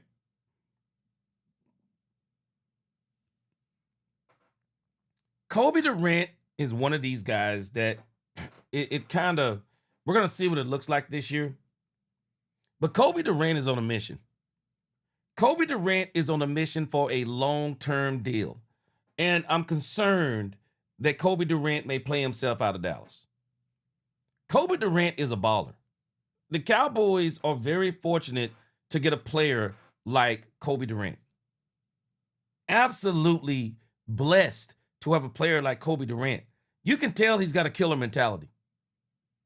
He's got a killer mentality. He's got a winner's mentality.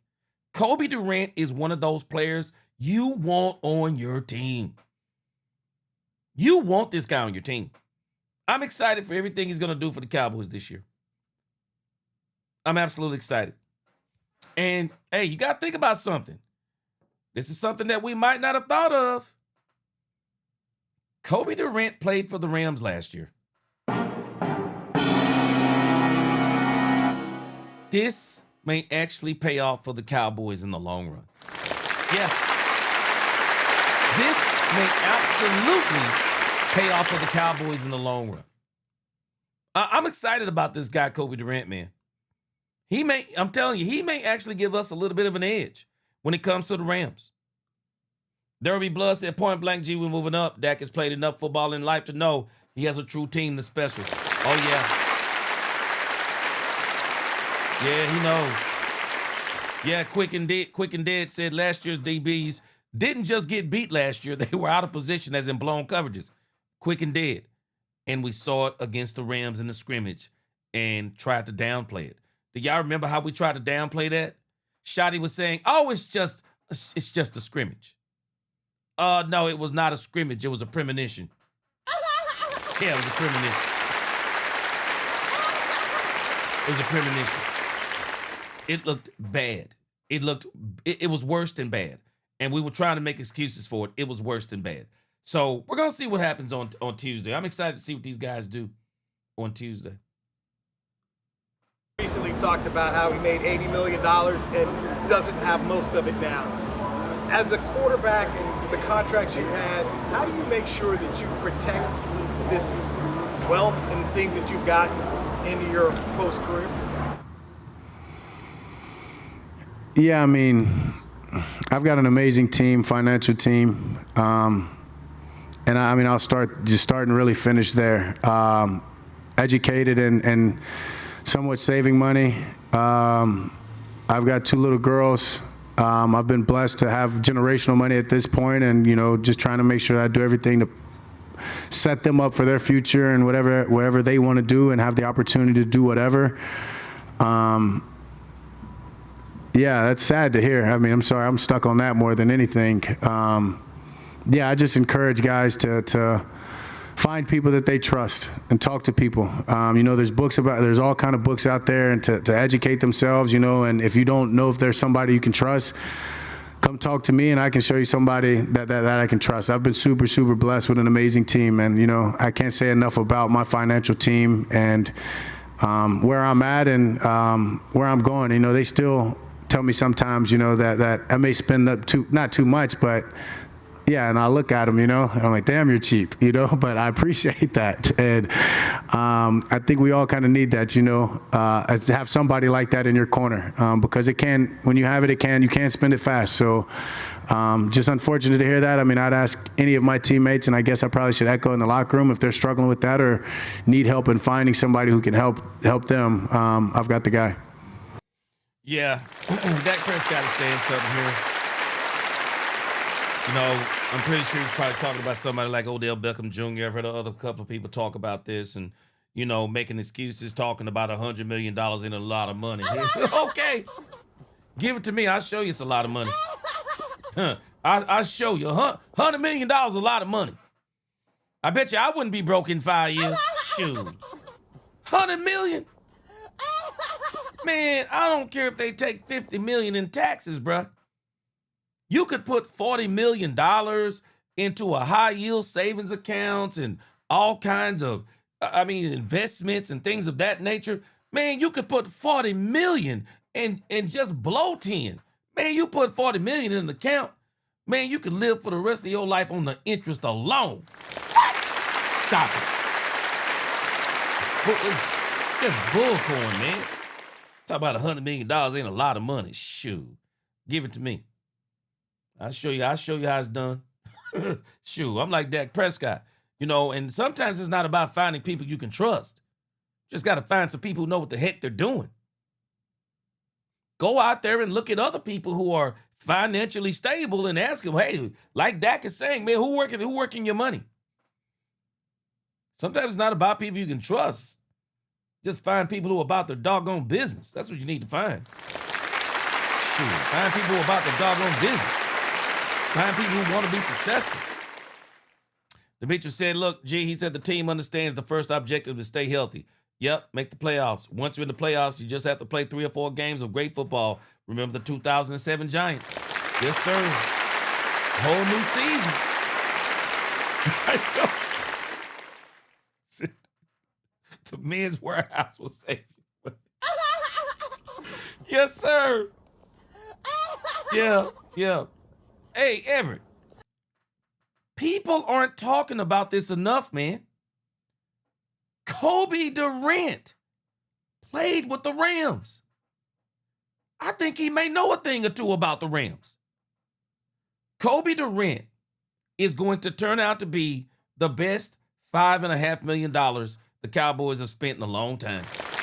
Man, I guarantee you, we'll be looking at Cobie Durant by mid-season saying, how much are we paying this guy again? $5.5 million? You watch what I tell you. Cobie Durant gonna do his thing, man. Derrick Rose, he said, the question is, would you still continue your show if you had $100 million? Derrick Rose, let me tell you something. There are just certain things I like to do. Because I believe if you do what you like to do, you'll never work a day in your life. I like talking about the Cowboys, for example. I was talking about the Cowboys before I even started YouTube. If I was making $100 million, I would still do a YouTube show and talk about the Cowboys. Same thing I've said about even preaching. I don't care if I got to a point on YouTube that I was making $1 million a year. I would never stop preaching.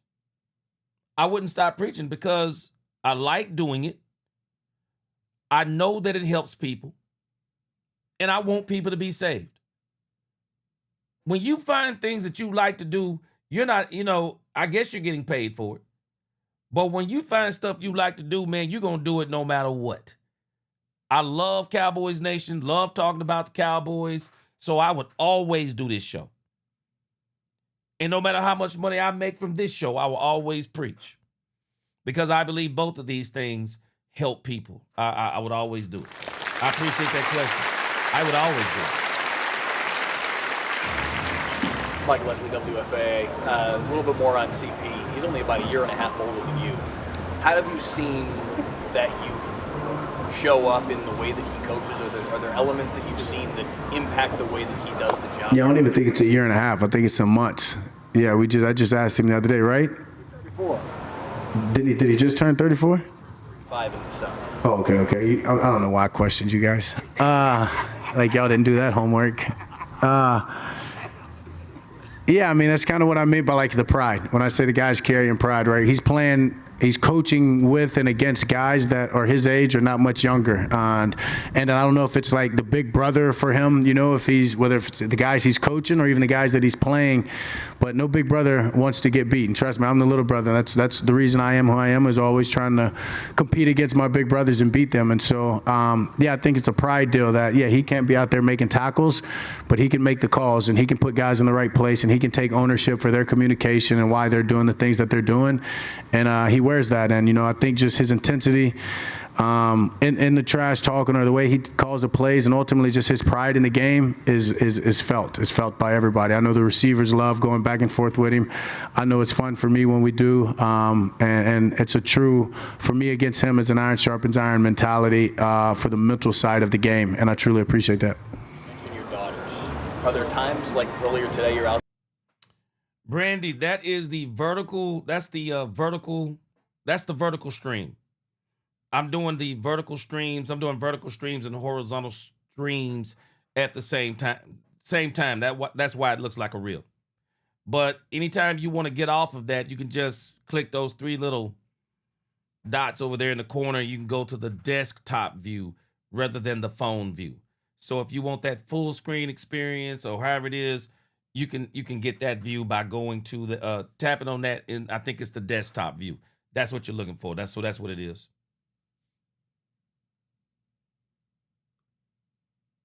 There, and your daughter's pointing to her number 4 jersey. Do you have to kind of stop yourself? Because I know you're so focused on the work that you guys have to do here.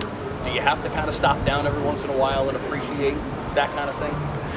I appreciate them getting a chance to, come to my office or, come out on the football field and just hang for a little bit, even if they don't fully grasp it. That they'll have these memories and stuff like that in the back of their heads. And MJ, I mean, the oldest, she's already, she enjoys the football side of it, saying the number 4, showing get right. And I think even just seeing her dad on pictures and in places. So I think it's cool, and ultimately I said it the other day on the news, that's who I want to win for. It was for a long time wanting to win for myself and to prove people or to prove myself right. I want those girls to say their dad's a champion.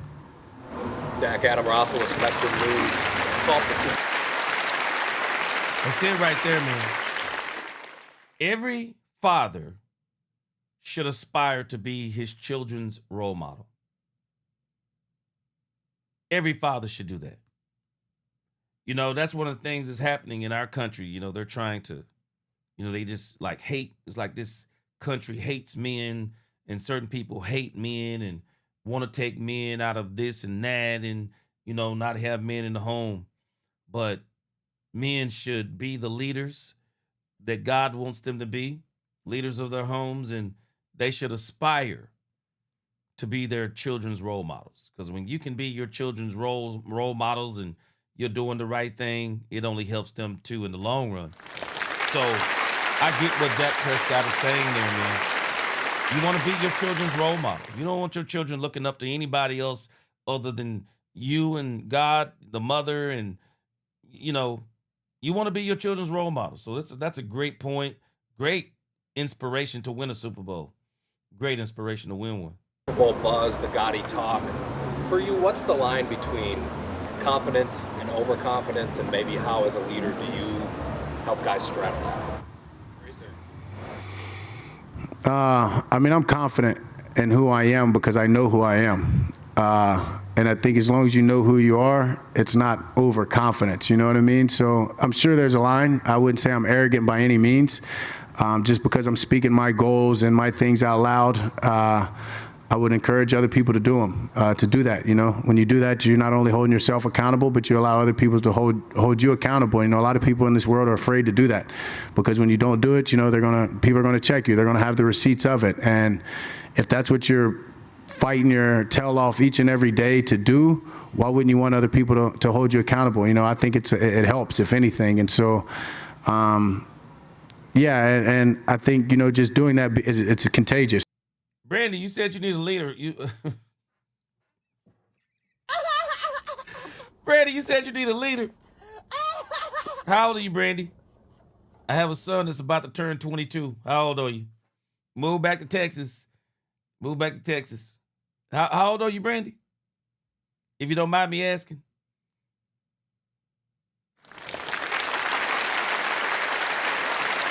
I got a son that's about to turn 22. He's single. If you're looking for a leader. When it's real, and as I said, you know who you are and you're not overstepping your words or just blabbing too much, the players feel it. They watch the way that you approach each day. They watch the way that you approach meetings, how you talk to them, and it's contagious. On a dark spectrum. So this guy just asked, and let me say what Frank said. Frank Lawrence. I like what Frank said here. He said, I hate the way the media manipulates the Cowboys players into explaining themselves how they are going to win and spins it into this 30-year drought conversation. 12 teams have never won a Super Bowl in team history. Yeah. And even when you start talking about confidence, Frank Lawrence, you know, and especially you hadn't won anything in 31 years. And, you know, when you start talking about what's the difference in confidence and overconfidence? Let me give you a football story. Let me tell you when I really, really fell in love with Deion Sanders as a football player. Notice what I said, as a football player. I know you young folks. You young folks are always talking about pause.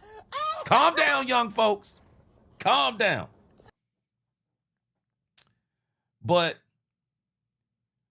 let me tell you when I fell in football love with Deion Sanders. A lot of people would call Deion Sanders arrogant. I don't think Deion Sanders was arrogant. When you have the kind of talent that Deion Sanders had, if you talked about how good you were when you were Deion Sanders, you still didn't do yourself justice. Deion Sanders actually couldn't tell people how good he is or how good he was. You could only see it. You'd have to watch him play and go, this man undersold himself. He undersold himself. Let me tell you the difference between confident and overconfident. When you are confident in the ability that you have been given by God that nobody can take from you, confident people work their butt off. Let me tell you something about overconfident people. Don't be fooled. They will outwork you every single day of the week. Confident people who know how good they are, they will outwork you every day of the week. That's what confident people do. Do you know what overconfident people do? They don't work. They think they can get up out of bed and beat anybody. They don't work. They think they can beat you on their reputation. They think they can beat you based on voodoo, hoodoo, fear, will, anything. They think they can beat you. They're overconfident. Oh, I ain't got to work. You take, for example, Mike Tyson. when he was with Customato. Mike Tyson wasn't confident. He wasn't overconfident. And if he was confident, and he was, it still didn't tell you how great he was. Customato put a mentality and a work ethic in Mike Tyson that was second to none. But it's strange to me when Mike Tyson was overconfident and came up against Buster Douglas, didn't train, and went in there and got knocked out. That's overconfidence. That's the difference in overconfidence and being confident. Confident people, they know how good they are, and they work at it, and they work at it, and they work at it, and they work at it. Overconfident people, man, they ain't putting in no work. They beating you on sheer ability. But you know what happens to the overconfident people? Eventually, age catch up with them. An injury catches up with them. Something in life catches up with them. And because they have no work ethic, they fall off the map. Case in point, Cam Newton. Cam Newton. I'm not telling you that Cam Newton didn't work hard. But you could tell that Cam Newton, not only was he confident, but he was overconfident. Because what Cam Newton was most confident in was his physical ability. And I understand it. Cam Newton, man, Cam Newton is in what you call that 1 percentile. I mean, he might be even what you call that 0.5 percentile. Body size, physical strength, I mean, just athletic ability. Cam Newton has to be one of the most incredible quarterbacks we've ever seen in our life. But the problem is he didn't put that kind of, he didn't put the work into the playbook. He didn't put that work into the film. He didn't put that work in everywhere. With Cam, his body was everything. And then when his body started getting injured, Cam wasn't the same anymore. You see the opposite with Dak Prescott. Dak Prescott came in, running quarterback, broke his ankle. And then, because of the work he put in, not just on the field, but off the field, look at Dak Prescott now. How insane is it that Cam Newton, if I'm not mistaken, I think Dak Prescott is 33, 34? Would you believe that Cam Newton is only 3 or 4 years older than Dak Prescott? Let that sink in. Tom Brady, confident, but not overconfident. What did Tom Brady do? The older he got, the more work he put in. That's why Tom Brady played till he was 45.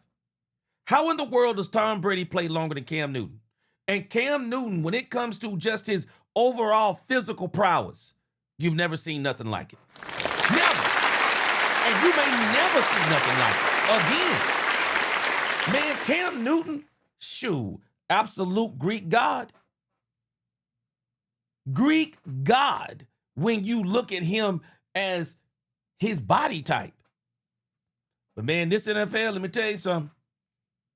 If the only thing you depending on is your body, when that thing gets broken, you're done. Bottom line, you're done. You better get your mind game together. Confidence is not just based on your physical ability. Overconfidence is based on your physical ability. Know the difference between the two. So that's kind of where you are. Yeah, that's kind of where you are, man. Let me read a couple of comments, then we're going to listen to this last part. Shoot, Brandon Cup said if Deion hadn't gotten the toe injury, he'd still be shutting down receivers. Yeah, Deion's toes, man, took him out, bro. You call Deion Sanders the modern-day Achilles. Them toes took him out, bro. Frank Lawrence said, I'm banking on the Rams believing the hype and becoming overconfident. Ended up getting smacked in the mouth by some team that no one gives a chance on beating them. Man, let me tell you something, Frank Lawrence.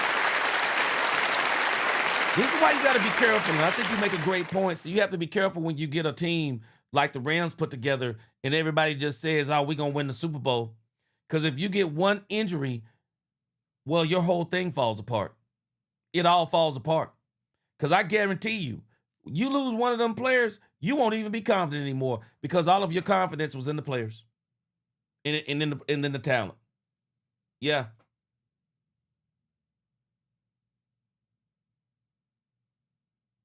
Because Worley said Newton played that scheme the best, went to a Super Bowl. Yeah, he was crazy for about 5 years. He was crazy. Brandon Cup said Tyson thought he was going to pull a Rocky II against Buster Douglas, and Douglas got the SI covered. Man, it goes to show you. Buster Douglas didn't even make it back to fighting Mike Tyson, bro. Didn't even make it back to fighting him. Shoot, Henry Williams said primetime's from my hometown, and I already know. Henry Williams, when Deion Sanders talked about the work he put in, I was flabbergasted, bro. People don't realize the work that Deion Sanders put in.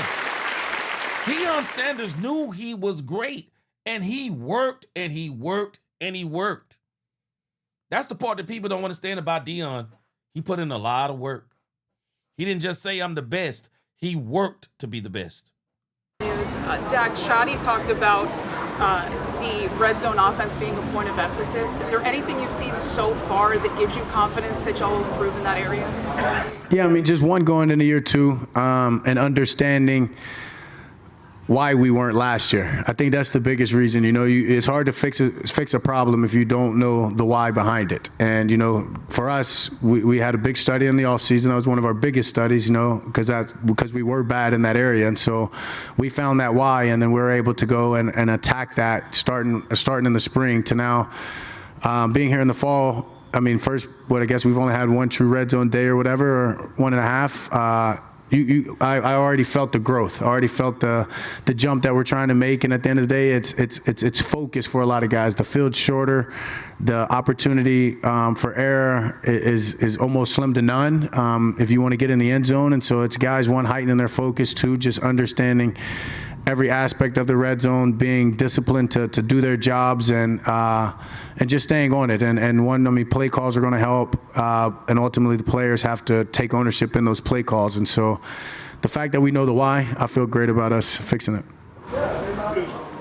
Mike Ducey, Fox 4, what did it mean? If the Cowboys get good in the red zone, NFL going to be in trouble.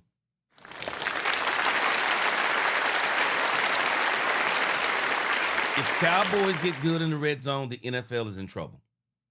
Because Cowboys had a lot of drives that stalled down there in the red zone. And you wonder, how do you have George Pickens, jump ball expert, and you're not scoring down there in the end zone? CeeDee Lamb, who can run some of the greatest short routes you've ever seen. Javonte Williams, power back. How were you not dominating in the red zone? The Cowboys were great from the 20 to the 20, and they would get inside of the 20 and just stall. And some of it was just bad play calling. Bad play calling, bad situational football, all kinds of stuff. So I'm glad he's talking about they studied the whys, and I'm hoping that they figure out a way to use every weapon they have down there. One of the things I love they talked about last week was lining up Tyler Guyton beside Terrence Steele as a tight end. Shoot, that's gonna pay dividends. Shoot, Guyton's an athlete, and he played on the right side a long time. So it'll basically be like having two right tackles over there. I'm excited about that. Gregory Davis said, why do you think the Rams loaded up on defense? Because of Matthew Stafford. His body is injury prone and with serious back problems. Yeah. Oh, yeah. To be able to spend a few minutes with the service people after practice. Oh, amazing. We get to do what we get to do because of those people. And I don't take that lightly or for granted. And I know a lot of our guys on our team don't. So just being able to go through that line, to give the high fives, the daps, the fist bumps, tell them thank you, the God bless. It's awesome to hear their energy. They would want to be in our shoes, and we're just super, super. A lot of them want to say, "Oh, I wish we could play that. Wish I could do that." And they're out there laying their lives on the line, and for us to just play a simple game, but yet a game that means so much to so many, that inspires so many. We wouldn't be able to do it without them. Super thankful for each and one of those men and women. I tell people all the time, freedom isn't free. Freedom is not free. Salute to all those people who serve. Freedom isn't free. Somebody's got to die for it. Somebody's got to fight for it. Freedom is not free. Salute. Interception that Cobie had on film, it looked like he was doing a no-look pass. Was that? I mean, he would have picked it regardless because I didn't see him coming off, and that's credit to the defense and how they played that off and passed that off. But yeah, I mean, the way that I read it, I mean, it was a man. It was man, and they were just happened to be not necessarily doubling a guy, but being able to pass off, and our route concept played right into that defense's hands. And yeah, Cobie told me, he was like, I really didn't have that guy. I was just trying to stay on his hip and make you think I did. And yeah, from everything that I saw, it was man. So I didn't expect anybody to be out there. And yeah, it was, and it's bad to say my first no-look passes. So kind of, do I do it again? So I definitely will. Thank you. That is so interesting, too. I went back and looked at that play. When Dak Prescott threw that pass and Cobie Durant picked it off. And it was incredible that Cobie Durant picks it off because it was a no-look pass. If you pay attention, if you can find the film on it, it was literally a no-look pass. Dak Prescott was looking to his right and threw it to his left. Now, as somebody who used to kind of play around with doing that myself, it's not like I played in high school or nothing like that, but when I would be playing football sometimes with my sons, I would be messing around throwing those no-look passes. And, again, don't let me make this sound like I'm NFL ready. I mean, I don't want y'all to be thinking I'm talking about I was NFL ready. I could have went back to, I could have went to the pros like Uncle Rico. I ain't telling y'all this. What I'm telling y'all, just, playing with my sons, playing football with my sons sometimes outside and working on those no-look passes, it's, man, for someone to pick off a no-look pass, because you're basically looking one way and you throw it across your body another way. And it's one of those things, man, Dak said he's going to do it again. I want to see him do it in the game. We've seen Stafford do it. We've seen Mahomes do it. It takes a lot of timing. It takes a lot of practice and a lot of timing because you're really training yourself to throw a football to a spot without looking at the spot. And I'm telling you, man, for Cobie Durant to pick off a no-look pass when Dak doesn't even turn his head to where he's throwing it, Cobie Durant has some instincts that you can't explain. I'm telling y'all right now. Cobie Durant is going to be the best $5.5 million we spent. He is.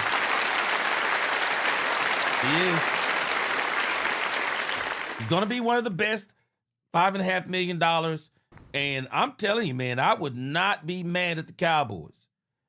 If this dude does what we think he's going to do, man, I'm sorry. From the Cowboys, I'm going to figure out how to keep this dude, man. I'm sorry. I'm about to figure out how to keep this dude. I'm about to figure out how to keep this dude, man. Ice Cold said, I need to see. Yeah, I told you. Cold Springs Church of Christ, you want to check me out on the Sunday? Check me out. 10:30, Cold Springs Church of Christ. If you in the Dallas area, you can always come over. I'm right there close to Duncanville, DeSoto, and all that stuff. Come right on over. All right, so now let's get over here real quick. We're going to run through this. Nicole Hutchinson. Nicole Hutchinson also interviewed Dak today. Brandy says she likes Dak's been doing a lot of talking. This is only a 6-minute interview. But Dak's been doing a lot of talking, man. He's out there, and I'm telling you, he's putting I'm just telling them straight up. Dak Prescott is putting a huge target on his own back. He's putting a huge target on his back. Lil D said that was you. He said, yeah, but you was in your church. No, that was when I was little. When I played with my sons, I didn't play in the church. Yeah, I didn't play in the church with the kids. Yeah, Mike Lee, we different this year, bro. We definitely different. Brandon said Deion is in the Guinness Book of World Records. I believe 1 of 3 passes thrown at him was a pick. One out of every 3 passes was a pick. Deion is top 3 all time. Yeah, he's incredible. Number 1 to me.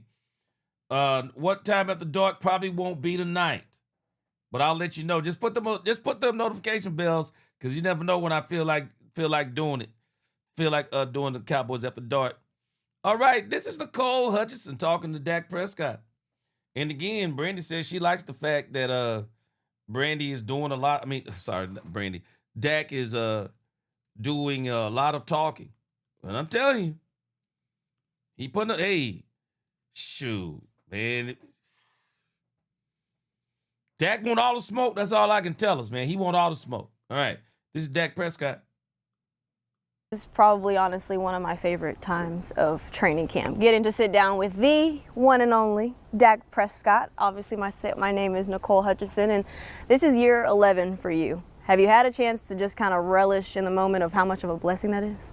I mean, I do it often. I don't necessarily look back, but I never take a moment for granted. I'm always thankful to be where my feet are. And, when you just show up in Oxnard, and for the 10th time, I guess, for me, and you get to come out here in the great weather. Here we go. And you just understand that, when I came out here 10 years ago, I was fighting for maybe just a spot on the roster, just a 4th-round pick that ended up leaving that training camp as the starter. And so to now be here 10 years later, feeling the best that I've ever feel like I'm playing the best football I ever have, I'm super, super thankful. And I'm grateful as well for the teammates, the changes in what the organization has done, and just to feel the urgency in each and every meeting is truly a blessing. I love that you brought up 10 years ago, because I wanted to go there. At 23, you came into the Cowboys and over time had to learn how to become the voice of this franchise. Now you're at 33 years old with a decade of experience, and obviously your leadership is second to none. What have you had to unlearn over time? Yeah, you can't control everything. You've got to, manage things more so than feeling like you can just go and make it happen, or you can just get it done. You've got to create relationships. You've got to build relationships. You've got to lean into people. You've got to make sure that you're communicating. People don't just know exactly what you want. You've got to make sure you're speaking that out and standing on that. And at the end of the day, representing exactly what you want to stand for each and every day. There's not a moment that you can really take off. And that's the beauty of it. It's the beauty of playing this position, and not only this position, playing for this organization. I want to get into this offense because I had Yeah. This is one of the biggest things you have to learn as a leader. You can't control everybody and everything. It's tough. I tell you, just, being a father, being a preacher, being a husband, this is one of the biggest things you have to learn about being a leader. You can lead people to places. It don't mean they're going to do what they're supposed to do when they get there. It's tough, man. Even when you preach, the biggest thing you have to learn is you can preach it, but you can't make people live it. No matter what you do, you just can't make people live it. And so, that's kind of the bottom line about anything, about being a leader in life. And you just have to learn how to not just, sometimes it's not even just trusting people. You just have to trust in your ability, and you just have to trust in God and let everything else just go where it goes.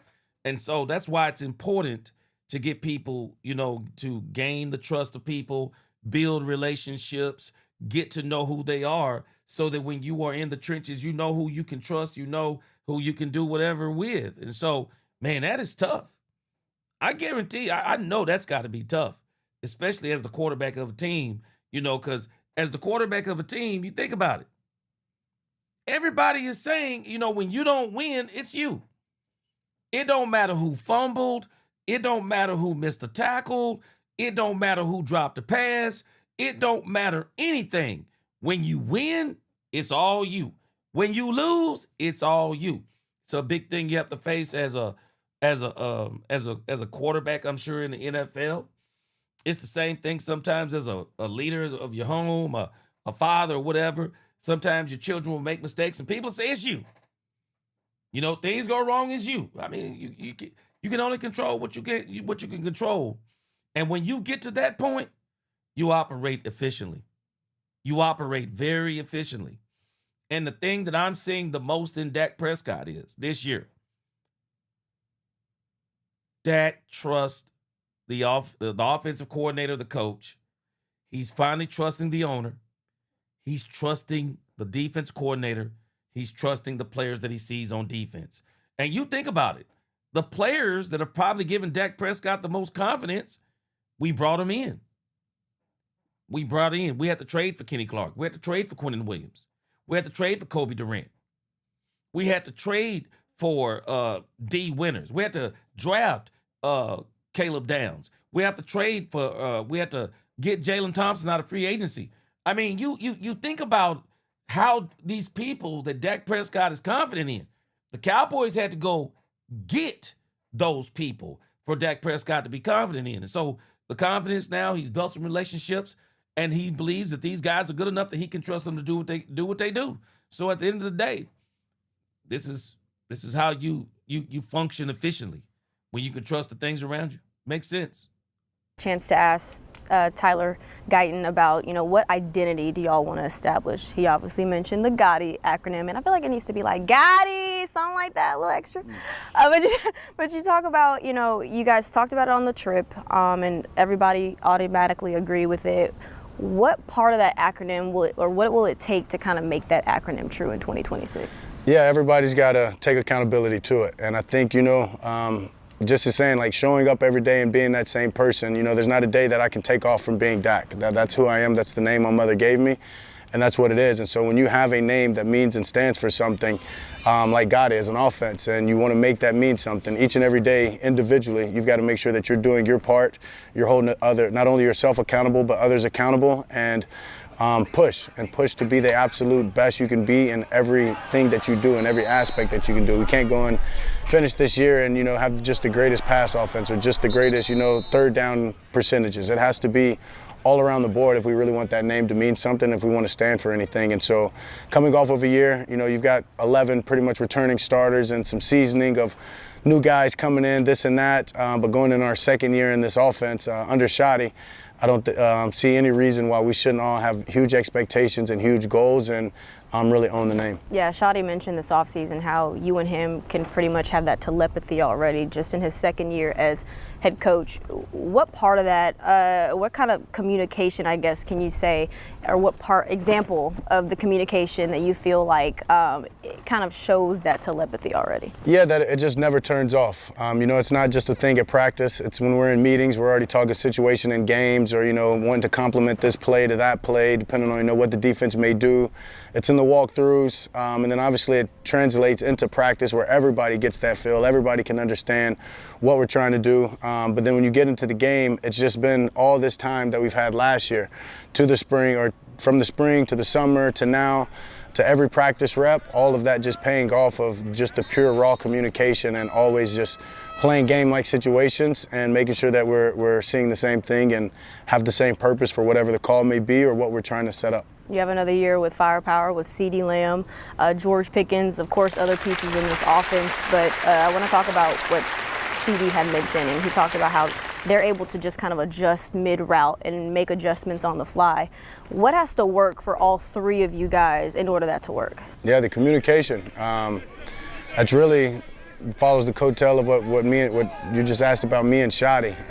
Our communication has to be above and beyond. We've talked about in the past, you've got rule book guys, you've got guideline guys. Those are two guys that, you just give them guidelines. You don't make them try to do it exactly how the PowerPoint was drawn up, but they need to know where to be, when to be, and the timing, when to be there, more importantly. And so those communications should never stop as well. It's the meetings that we have. It's finding time to get extra meetings outside of the group meetings. And just when we're on the field after each and every rep, good or bad, let's talk about it. Did you feel what I saw? Did you see what I felt? And was it a good completion? This is why. Or if it wasn't, let's make sure we clean it up and get on the same page. Last question here. At 23, you were trying to figure out how you belonged. Now at Yeah. They're putting in work, man. I love it. Cowboys are putting in some serious work.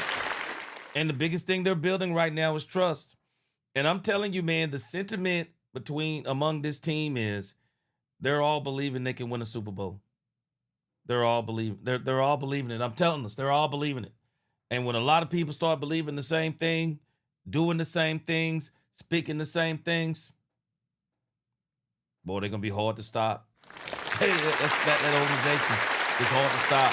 It really is. 33, what question are you looking to answer about yourself? I knew I belonged. Period.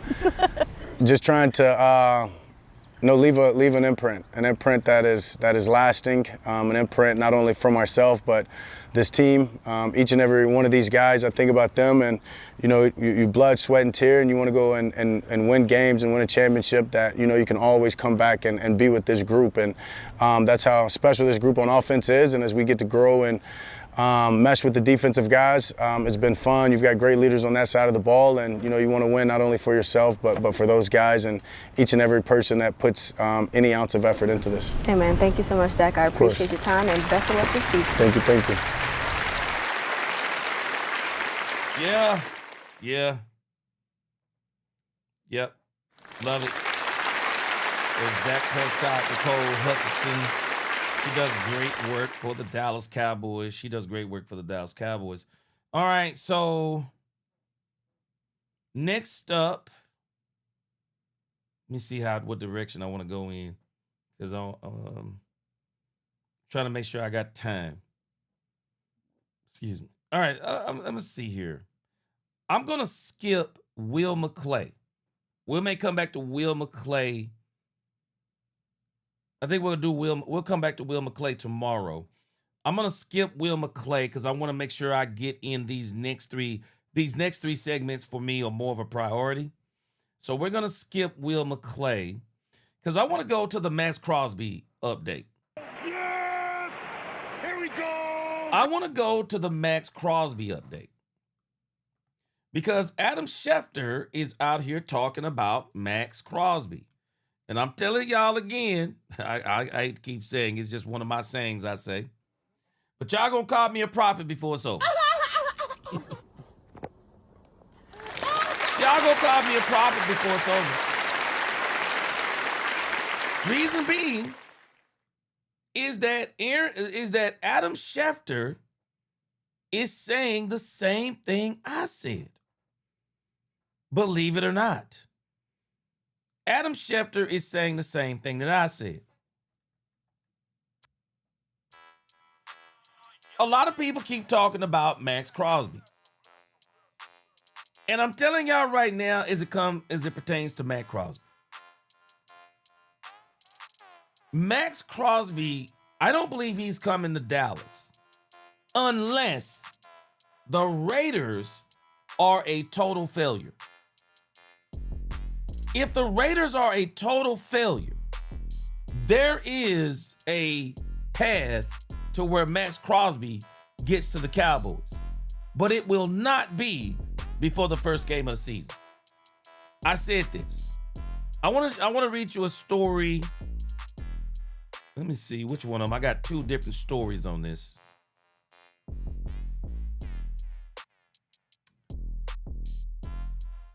I'm going to read this one over here from Ryan Anderson from the California Post. It says over here, and I think I may just read both of them. It says, Insider warns Maxx Crosby's Raiders commitment could have an expiration date. Says Maxx Crosby is all in on the Las Vegas Raiders. Adam Scheffter believes that could change drastically depending on the team's performance. Same thing I said. The 5-time Pro Bowl pass rusher returned to Las Vegas after an offseason trade to the Baltimore Ravens collapsed over concerns about his surgically repaired knee. Crosby has since publicly recommitted to the Raiders and expressed his desire to remain with the franchise.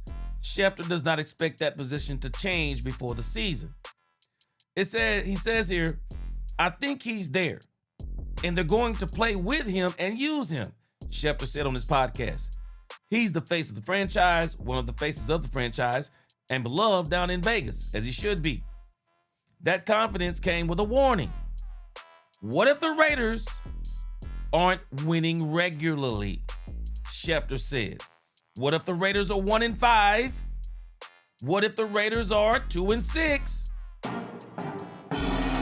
Did I not say the same thing? It all depends on how the Raiders are doing. If the Raiders are 4-3, 5-2, 5-3, Maxx Crosby ain't going nowhere. Kirk Cousins is the quarterback there.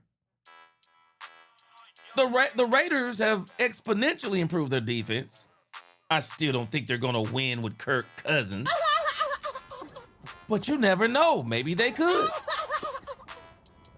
Kirk Cousins can play. I mean, he's not a great quarterback, but hey, he can play.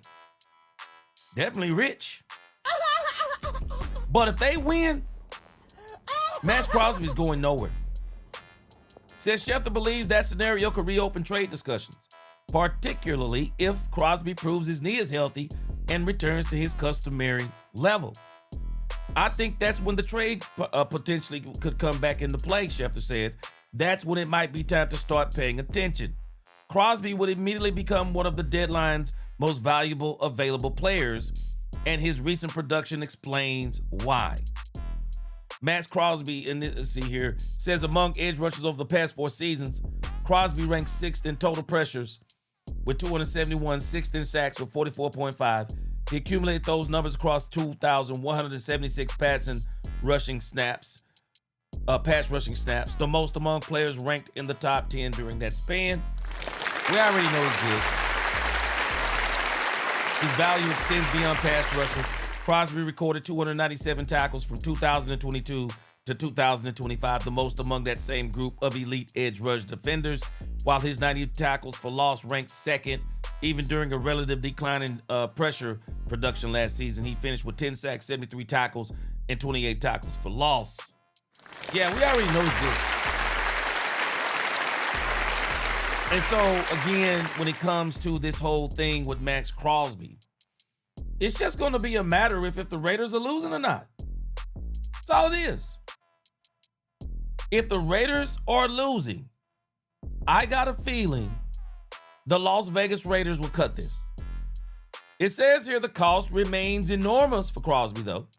Crosby is scheduled to collect approximately $30 million this season. And the Raiders have already established that they value him as a multiple first-round pick asset. Any contender, and this is the key, will be sacrificing premium draft capital while accepting a significant contract and some medical risk. Yeah, you got to think about that. Yeah. Says Las Vegas would face the opposite calculation. Keeping its emotional leader would preserve credibility during their rebuilding season. Trading him could accelerate that rebuild with valuable draft picks if the standings have already removed realistic playoff hopes. Crosby wants to be a Raider today, and Scheffter has heard nothing suggesting a summer trade is coming. A poor start, however, could turn that commitment into another deadline negotiation. For now, Crosby is the face of the Raiders. By November, he could be the missing piece every contender wants. Same thing I told y'all. I mean, I don't think you have to be a rocket scientist to figure out some of this stuff. Maxx Crosby will be, again, I believe Maxx Crosby will come up again at the trade deadline. Maxx Crosby will come up again at the trade deadline. Depending upon how good do they look. How good do they look? And I wouldn't be surprised if they don't look very good. I mean, I'm just being... I won't be surprised if they don't look very good.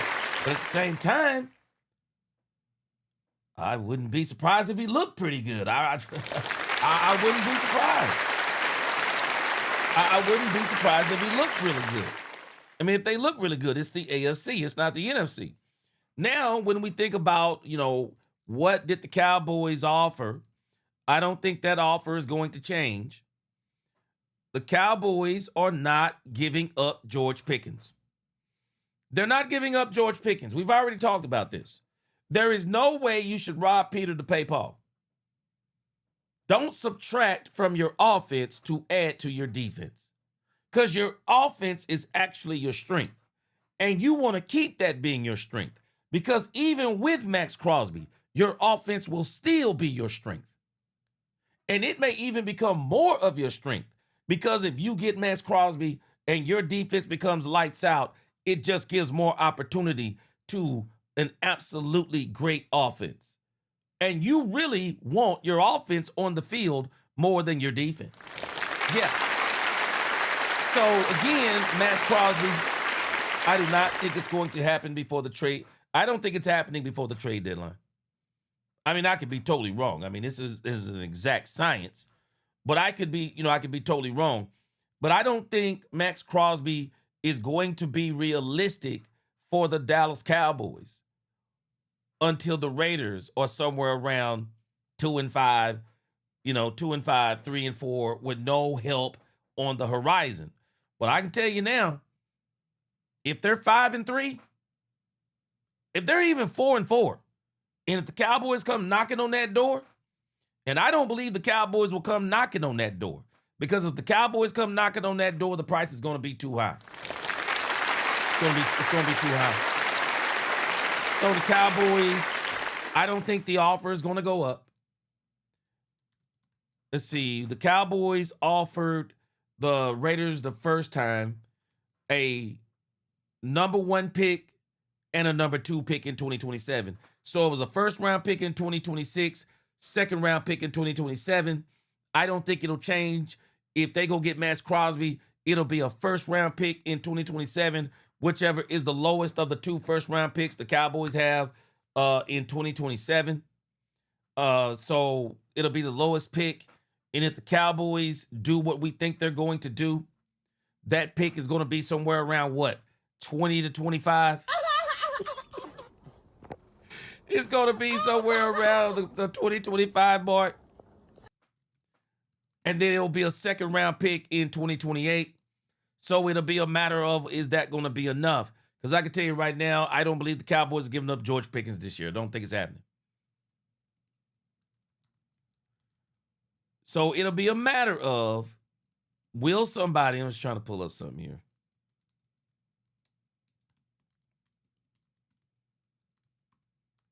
It'll be a matter of, will somebody be willing to offer the Cowboys more? Offer the Raiders more. Will they be willing to offer more? Yeah, because again, I just want to make sure the Cowboys, they offered the 20th overall pick in 2026. So it would probably be close to the 20th overall pick in 2027. It would be around the same thing. And a second, and then a second pick, the final offer, the 12th overall pick in 2026 with a combined 2027 second round pick without Oso Digizua. So they didn't offer them a player in that instance either. And I don't think it's going to go up. Yeah, he ain't going to the Rams, Brandon Cup. Maxx Crosby, the Rams can't afford Maxx Crosby and Myles Garrett and Aaron Donald, because Aaron Donald is coming out of a retirement. And I got news for us. Aaron Donald ain't coming out just to get no Super Bowl. Aaron Donald is coming out to get paid too. Aaron Donald, if he comes out of retirement, he coming out to get paid. You watch what I tell you. He coming out to get paid. Yeah, he ain't coming out for nothing. So that's kind of it on the Maxx Crosby deal. So, everybody, there are people still waving this flag. I mean, people still waving this Maxx Crosby flag too, man. Oh, Jerry, go get Maxx Crosby. It ain't that simple. It's funny when people say stuff like that. I got this for us. Jerry just can't go get Maxx Crosby. I don't understand why people even say stuff like that. Oh, Jerry, go get Maxx. Jerry can't just go get Maxx Crosby. The Raiders have to be offering Maxx Crosby. And if you just go get Maxx Crosby, you won't even have a draft in 2027. I promise you. You won't even have a draft. If you try to go get Maxx Crosby, you're giving up 2 first-round picks. Ain't no way I'm giving up two first-round picks for Maxx Crosby in 2027. Ain't no way I'm doing that. It's crazy work.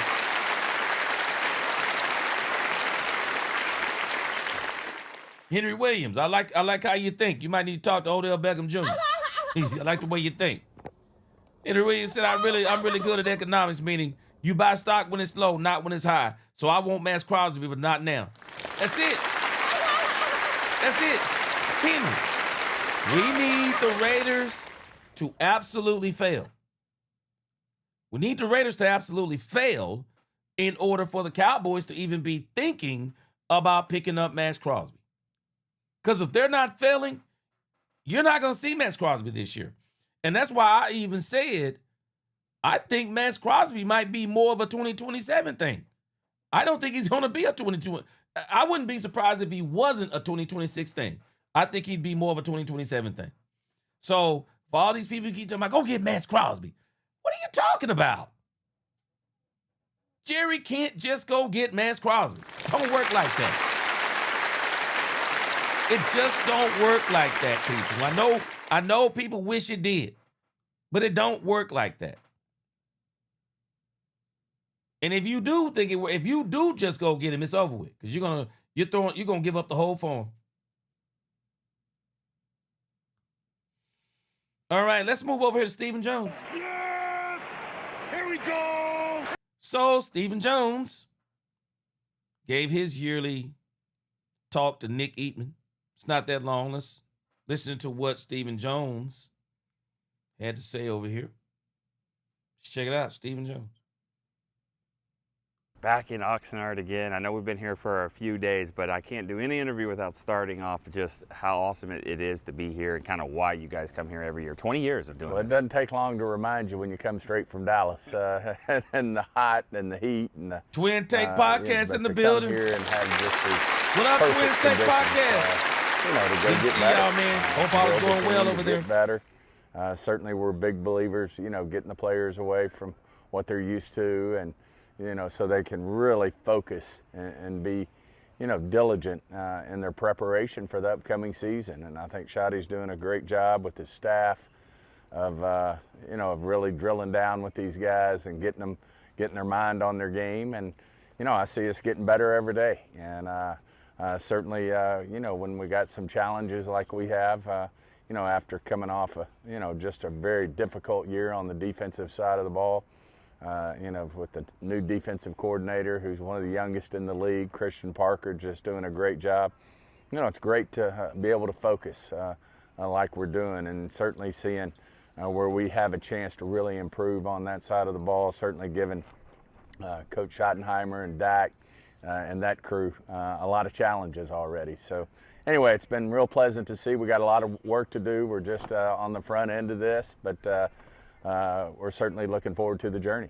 When you talk about Christian Parker, before I get to him, I will ask you about your head coach, second year for Brian Schottenheimer. Have you seen anything kind of different with him? He still seems like he's going 1,000 miles an hour. Yeah, not a ton. He just, like I said, the real surprise was last year, just how ready he was to, take on the challenge. And he's hadn't changed a bit. His authenticity, his energy, everything about him is so real, and certainly I think it's rubbing off on Christian Parker and his young staff. I think that crew as a whole averages 5 years younger than the staff we had last year, but certainly Coach Schottenheimer sitting in a lot of the defensive meetings as well, spreading his wings a little like that in terms of seeing exactly what's going on the defensive side of the ball.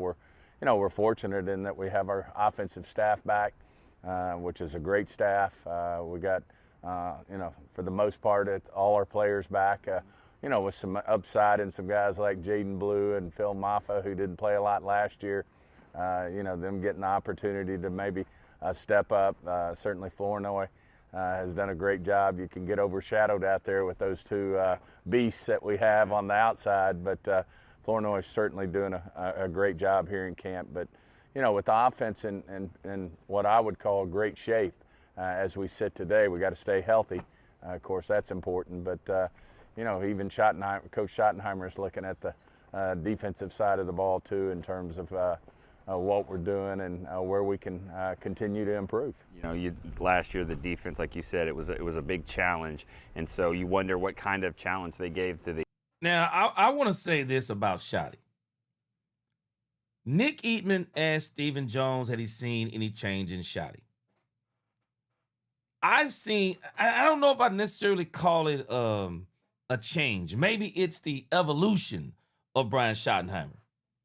But when I think about what I've seen from Brian Schottenheimer, he just seems to have a lot more hold on the team.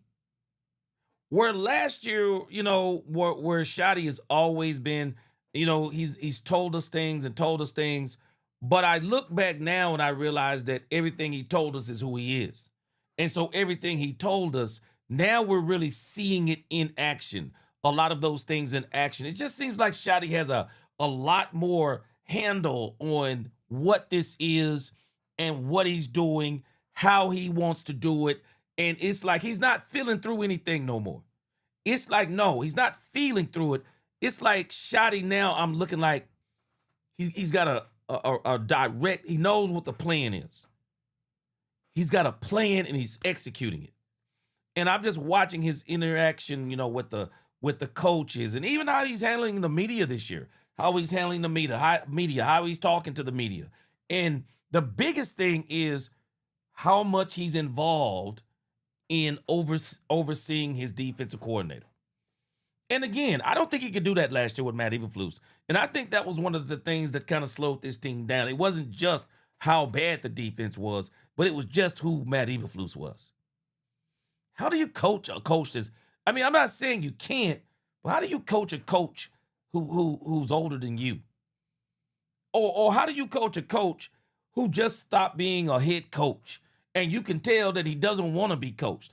For as quiet as Matt Eberflus was, I thought he was pretty stubborn because Brian was trying to tell him over and over how things he needed to improve and what things he needed to do because he was telling us some of the same things.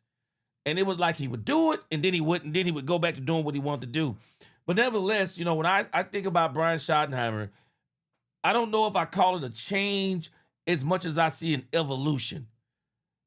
He has total control of this organization as far as the head coach goes. He's the first coach I've seen since Jimmy that is actually the head coach. I never felt like Jason Garrett was fully the head coach. It always seemed like he was just over the offense.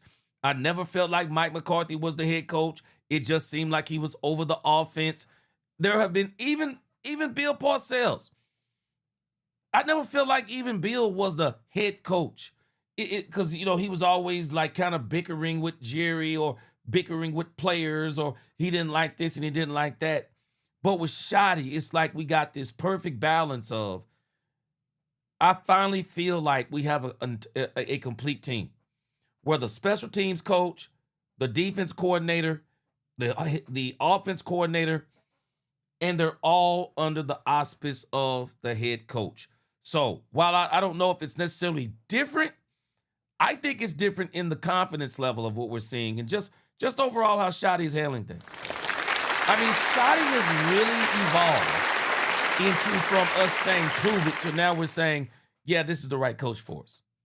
Now let's just get him the players, get him the coordinators, and let's get this thing going. And so I believe we're going to have a lot of success with Shotty over the next few years. The offense this year, they do seem like they're doing that, and Christian Parker's got some swag, got some confidence to him. You like that? I love that. I mean, I think, you know, in anything you do, if you don't have confidence, it's hard to be great at something. And certainly he has that confidence. It feels like he's been sitting in that chair for years, and yet you look at him and he's a young guy, but he certainly commands the respect in the room, not only with his staff, but with the players. And certainly he's got a great background, and you know, with Coach Schottenheimer's leadership, you know, I think we did a great job seeing you know, all the different options that were out there, and obviously it's a great compliment to Christian that Coach Schottenheimer felt so comfortable with him, and you know, obviously Jerry and myself comfortable with him. Great compliment to Christian Parker. I'm going to ask you about George Pickens, and obviously there's Shotty contract situation until at the end of the year. But Shotty has somebody that he can actually mentor and somebody that looks up to him as that leader rather than trying to show he's more of a leader. I mean, you got somebody who, you know, who shares a lot of common things with you. So again, the thing I can appreciate about Christian Parker isn't here to take Shotty's job. He's here to help Shotty do his job. And he's going to get another job by helping Shotty be the best he can be. And, you know, Shotty is just doing a great job of mentoring him, overseeing him, and all these different things. So I absolutely love what we're seeing from the Cowboys Frank Lawrence said, "G-Man, I'm happy drinking the Kool-Aid for the first time since the Seed days." He says, "Hey, for winning the NFC East and a chance to shine in the playoffs." Frank Lawrence, I'm going to tell you, I could be totally wrong. But I think we're back better than we've ever been. We might not even win 12 games for the next 3 seasons, and I still say we'll get further than we ever did during the 3-12 win seasons that we had with McCarthy. I think we're going to get further. I just think it's destiny with Brian Schottenheimer. It just seems like it's destiny, man. Marty Schottenheimer being his father, all the wins that Marty accumulated, never able to break through to the Super Bowl. Great man, great coach, great father. Son comes into the league and doesn't become a head coach until his older age, becomes the coach of the Dallas Cowboys. The Joneses put their trust in him, giving him the coaches, giving him the players. And I truly believe, man, it's destiny. Shotty is going to break the drought. I truly believe it. I truly believe it. You have to monitor these wide receivers that are going off the board or changing the market, if you will. I mean, is that just something that you just sit back and just monitor because you can't do anything else? Yeah, you know what's going to happen. I mean, it's guys are going to get done at all positions, whether it's a receiver, whether it's a running back, whether it's a defensive tackle. That's part of the business we're in, and we certainly understand that. But obviously, we feel like we're in a great situation, and our focus right now is on 26 and putting the best possible football team we can on the field, and hopefully contend, to win that elusive championship. You said something in the opening press conference. You said training camp is typically the time where some of these deals get done. Obviously not with George, but someone else. I'm just curious, why is that? Is that because you guys are all here together, the days are long? I was just curious why training camp is the time where some of those have happened. Yeah, I think the bigger thing is, a lot of times players want to see,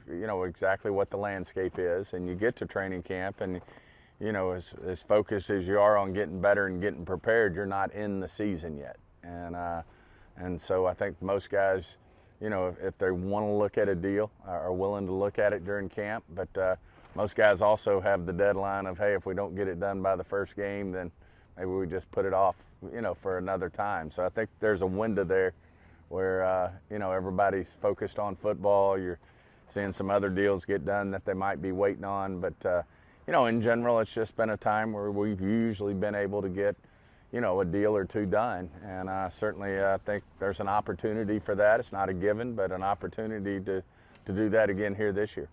One more question for you. Quinnen Williams will be that deal. Quinnen Williams will be that deal, I believe. And then Quinnen Williams is going to open the door up for George Pickens coming up next season. Yeah, Bog Daddy said, I think we'll have a historic season and we will be acting a fool in February. I sense some rings coming our way. Yeah, I do too. I've been saying it. Yeah, I think so too. Rookie class is already turning heads and led by Caleb Downs. But draft. If there was one trait that you've seen that's kind of a common theme among these rookies so far, what would that be? I think it's how they go about their business. It's in my mind, especially the three that are making not that all of them aren't doing well out there, but you take the first three that we picked. I mean, they're very serious-minded men who really are mature in how they go about their business, how methodical they are. Starting with Caleb Downs, who obviously came out with that type of reputation, but Malachi Lawrence is a guy who, he's one of the guys who didn't take the bait. He stayed right there. And matured as a leader of that team, and he didn't want to leave for NIL or all the things that these guys do. He was mature to stay right there and go to work. And then Barham has just been exceptional in how he goes about his work. He scares me. Serious-minded guy. People don't really want to. I saw a deal where someone asked him, "Can we have a word with you?" No. And he keeps moving. Yeah. He's focused on being the best possible Dallas Cowboy he can be. So. I think those three guys have really set the tone in terms of this draft class. Obviously, it was a draft class focused heavily on the defensive side of the ball after our struggles last year on defense, and that's putting it lightly, struggles. But obviously they're making a huge difference already. As you see them running with the ones a lot, all three of them, and certainly are going to be guys that I think make a difference on this football team. Well, we know how busy you are. Thanks so much for sitting down with us. We'll do it again next week. And, Can't wait. All right. So Same weather, same yeah, you know what it's going to be. It's going to look like this. All right. Stephen Jones, I'm Nick Eatman. We'll see you next time on DallasCowboys.com. Boy, they've been killing that last year defense. Welcome, Cowboys. They killed that last year defense.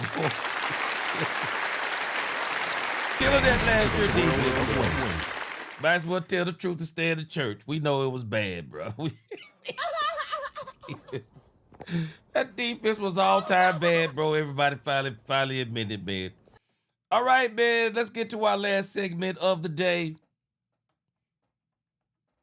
Yes! Here we go! In case you did not see them yesterday, these are the big plays from yesterday. Big plays from yesterday. Ice cold. I wish the Cowboys would have like 20 uniforms like them Oregon Ducks. Them boys set the tone, didn't it? All right. These are the big plays from yesterday, all in one place. If you did not get to see them yesterday, I might have missed a couple here and there, but nevertheless, these are the plays of the day from yesterday's practice.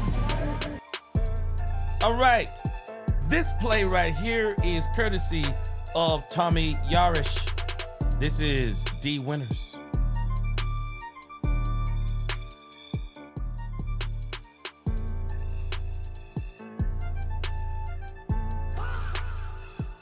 Yeah, D Winters blowing it up.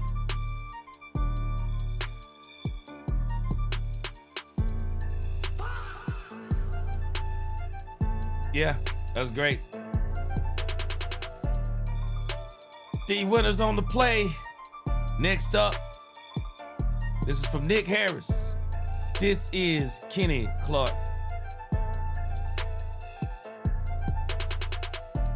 Kenny Clark blowing up the spot. Yeah, that would have been a sack, number 97. Woo, man. Whoa. Boy, that would have been a sack. Right there. Ooh. I don't know. Dak might could have got away, but ooh, that'd have been tough.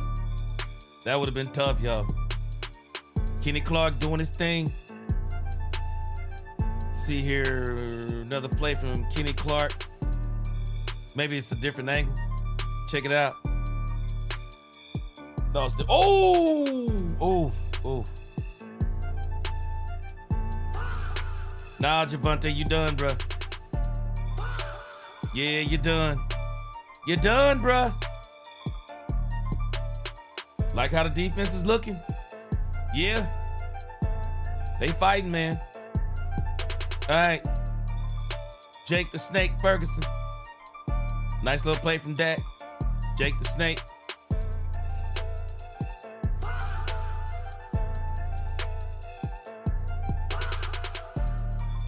Yep. We need to see more of that this year, Jake the Snake. Need to see more of that.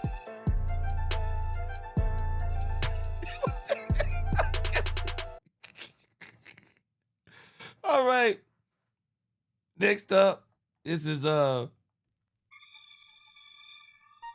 Downs versus Ryan Flanoy.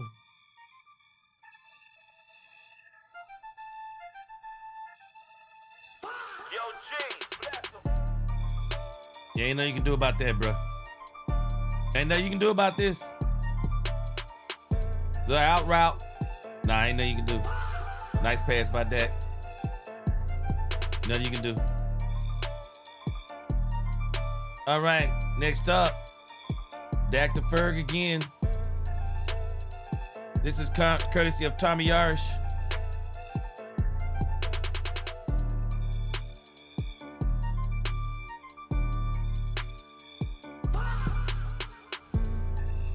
Need to see more of that this year, Ferg. Definitely need to see more of that, bruh. Went for the punch out, didn't get it.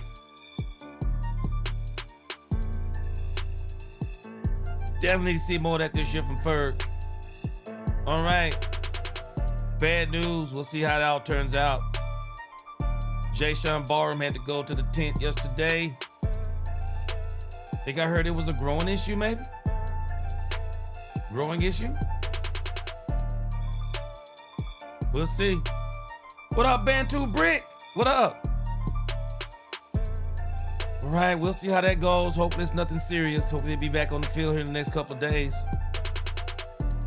Next up, George Pickens versus Savon Revel Jr.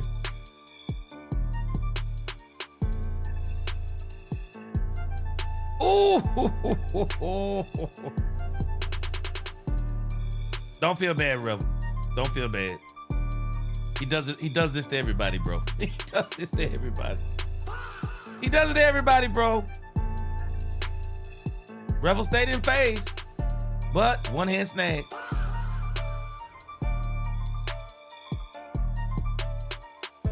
Yeah, don't feel bad, bro. He do it to everybody. He does it to everybody, bro. Yeah, old Pickens is serious with it, y'all. All right, let's see what we got next. Close up a couple of these tabs. Yeah, he does it to everybody, bro. Ain't nothing you can do about it. All right. Deron Bland on the play. Let's check it out. Oh, no, this ain't Deron Bland. That's Savon Revel Jr. I said it was Bland on my label, but I must have got it mixed up. All right, let's see. Phil Maffa in the building. Phil Maffa.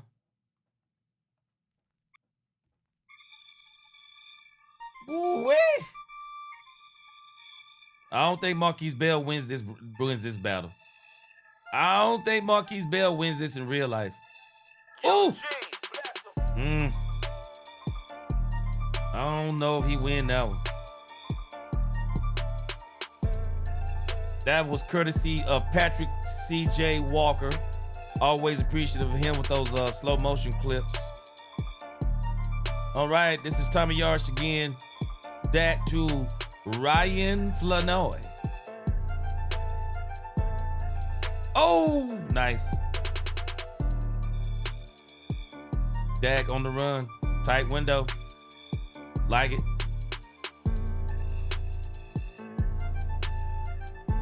Yeah.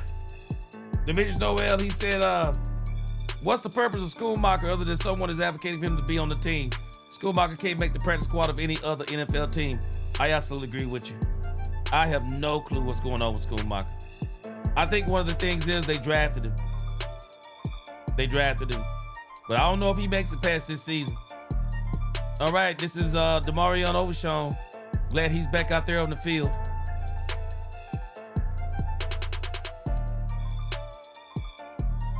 I see him out there on the edge. Glad to see him back out there after having a sore leg. Oh, dip. Oh, it's over. That'd have been a sack. Yeah, that incompletion right there actually don't matter. This was a sack. Yeah, there's no doubt in my mind right here. This is a sack, y'all. Oh, dip. Ah, it's over. Yeah, it's a sack. That would have been a sack right there. Great play by Demo with that dip. Man, this had me laughing right here. Oh, see, this is courtesy of Nick Harris. Really? Really, Kalen Carson? Is that what we doing? You out here fighting the rookie, bruh. Is that what we doing? Come on, bro. What the dude do to you? It ain't that serious, man. Come on, man.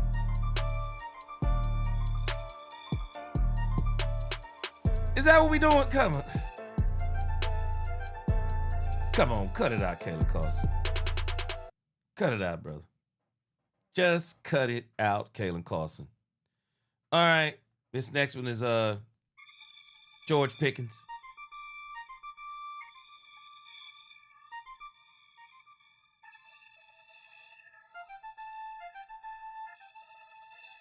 Yo, G, bless him. George Pickens. Forget it. It's over. It's over. Don't feel bad, bro. Like I said, he does it to everybody. He does it to everybody, bro. Don't feel bad. He does it to everybody. There's nothing you can do. There's nothing you can do. What you gonna do when Dak and Pickens come for you? It's just not a lot you can do. All right, we got another Jake Ferguson sighting. Check it out. Oh, Ferg. Ferg, we need to see more of this. We need to see more of the seams. It looked like he might have been lined up out wide on that play, though. All right. Got a CD Lamb sighting. CD Lamb. Let's go.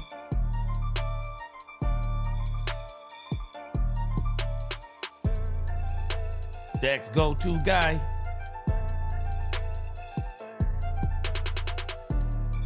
I see you, Lamb. I see you.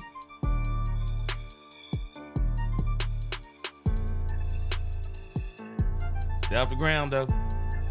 Nice little play. I think this is Lamb out here.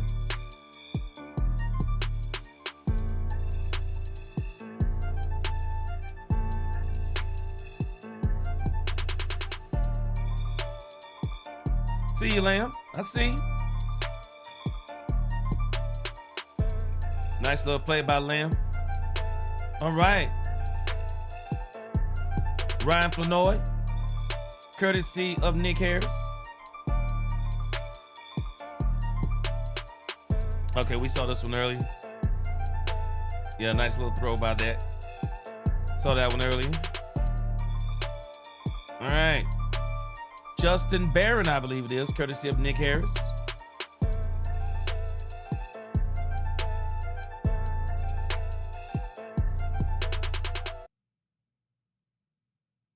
Oh, I see you. I see you. Man, there's a lot of people that like Barron, man. Barron could make this squad. What's going on, Larry Hunter?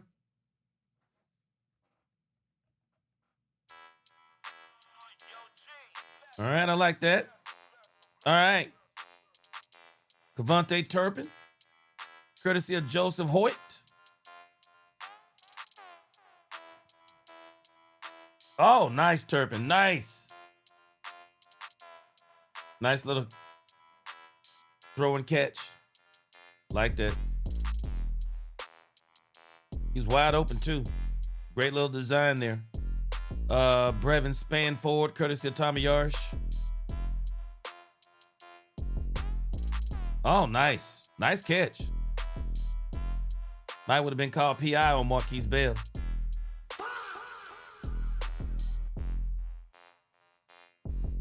Nice. All right.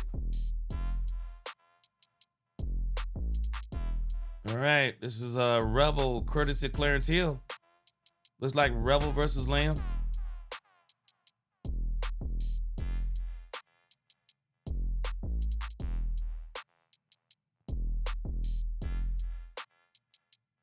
Yeah, that was tough right there. Oh, yeah. Nice.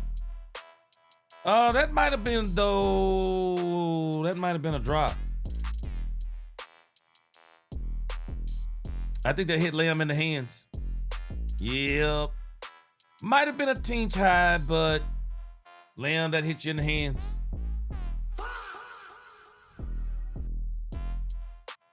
It hit you in the hands, Lamb. All right, let's see.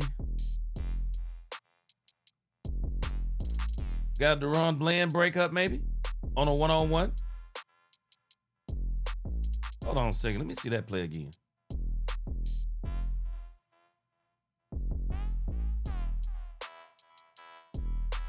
How didn't he catch? Wait. Come on, wait. Pickens. Ain't no way Bland can do this. Hold on a second. I don't know if that was a breakup as much as Pick didn't get them hands in front of him. Because you don't typically get... That ball looked like it got past Pickens a little bit. Well, nevertheless, they count that as a knockdown by Bland. Okay. I don't want to take anything away from Bland. He need all he can get. Y'all know we need Bland to step it up this year, Cowboys Nation. We really are expecting a lot out of Bland, and I hope we get it. All right, let's see. He got another George Pickens sighting. Courtesy of Nick Harris. Oh, that was nice. And he stumped on the man's toe. Stepped on the man's toe after he caught it. Look at this. Bam. Ouch. Got him. Gotta keep them feet out the way there, bro. Gotta keep them feet out the way.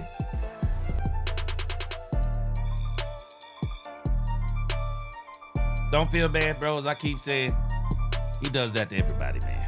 He does that to everybody. All right. This is courtesy of John Machota. I think we got another Mingo sighting.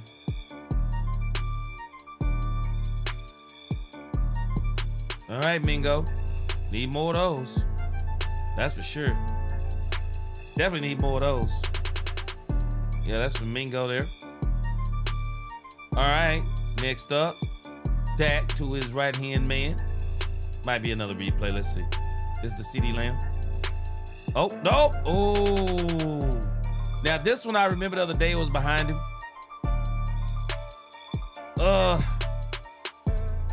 Yeah, it's behind him, but I still like to see him catch that. Ah, that was way behind him, Dak. Yeah, that was way behind him. Okay, I see. Yeah, it was way behind him, Dak. But that's why you're practicing, so you can get the ball in front of him, so we're not worried about it. All right, next up, Dak to... This is Kalen Carson, Nick Harris. Kalen Carson got an interception. Sam Howell. Oh, Sam. Sam. That's a bad throw, Sam. This is not even open, bro. What is this? And how are two men back there at the same time? This is not even nowhere near there. What is this? Sam. That ain't it, Sam. All right. Next. Courtesy of John Machota.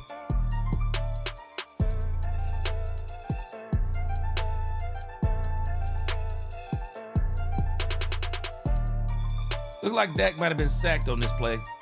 Somebody ran right past him. That might be what he's talking about here. Because I think we saw this play before. Let's see. Somebody just zipped right past Dak Prescott back here. You see this? Oh, yeah, that would have been a sack right there. Zipped right past Dak Prescott. All right, let's see here. Next up, Javonte Williams.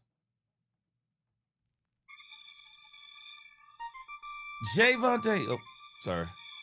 Clicked on the wrong thing. Javonte Williams. Oh, nice. Nice. Oh, yeah, that'd been a touchdown right there, probably. Nice. Came out there untouched. Oh, nice. Nice.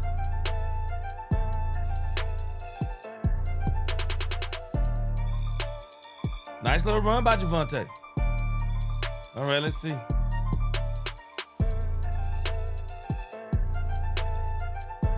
That was Javonte. Okay, now we got Phil Maffa. Let's see what Phil Maffa does.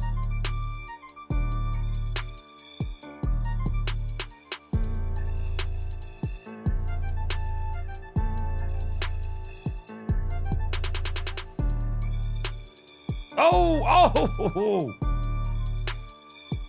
I would have liked a little bit more shake and bake at the second level. See if you can make that one-man miss.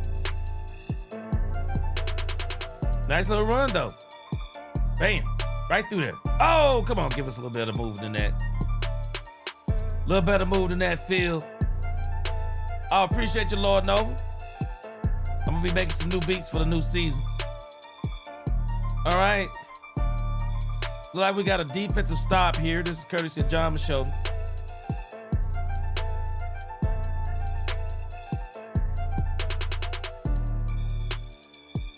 All right. Like a defensive stop. I mean, this is a flat-out stop of a play. Like they might have knocked somebody down near Dak Prescott. It's just over. They just blew the play dead. Somebody got knocked into somebody back here. Y'all got to be careful with that. Got to keep them away from the money. All right. Next play. This is Smith versus Overshown. I think we saw this one.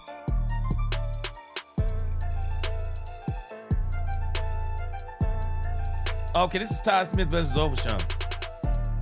Like Overshown come through for, oh. Yeah, Overshown, you too light for them boys, man. You too light for them boys, Overshown. Yeah, this is what's the name handling up on Overshown. Right about in here.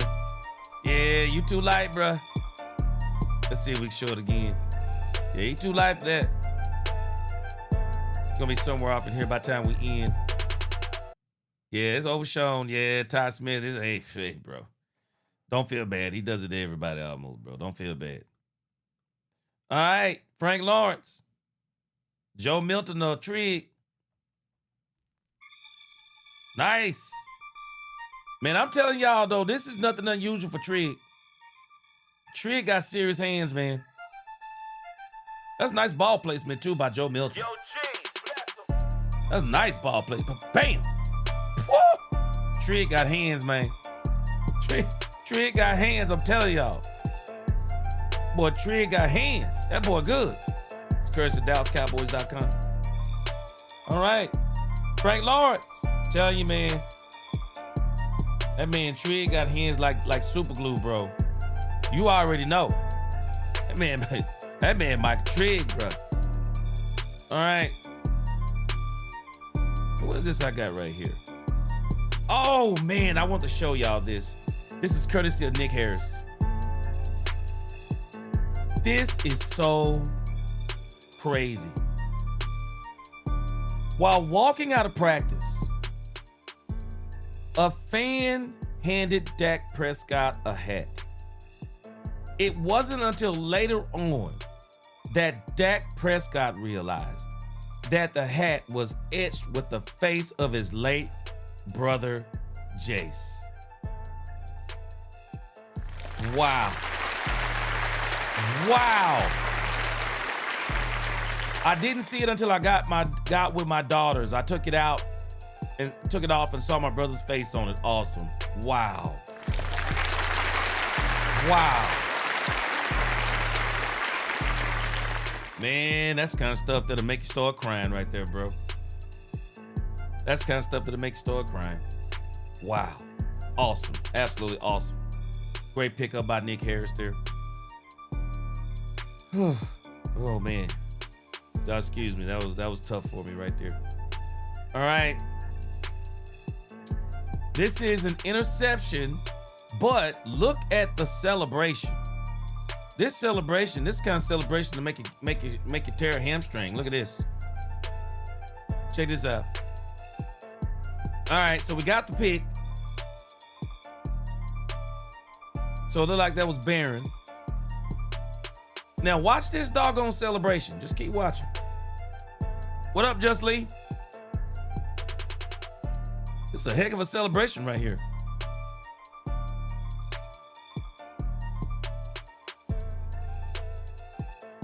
Bruh. Bro. Man, you gotta be careful on them kind of celebrations. I'd be afraid to do them. Boy, I'd be afraid to do that celebration. Look at this celebration, bro. What the? Oh, that's a hamstring terror, man. That is a hamstring terror right there. All right. And then the last play of the day belongs to Malachi Lawrence, courtesy of Mike Leslie.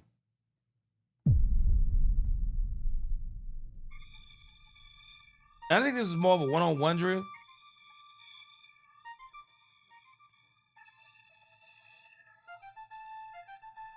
Is that Terrence Steele out there? That might not. Who's that?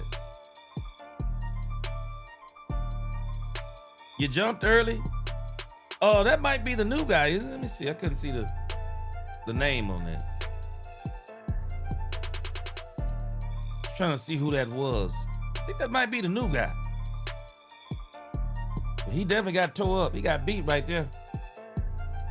Yeah, Larry Hunter, boy, that'd break it down when it Larry Hunter.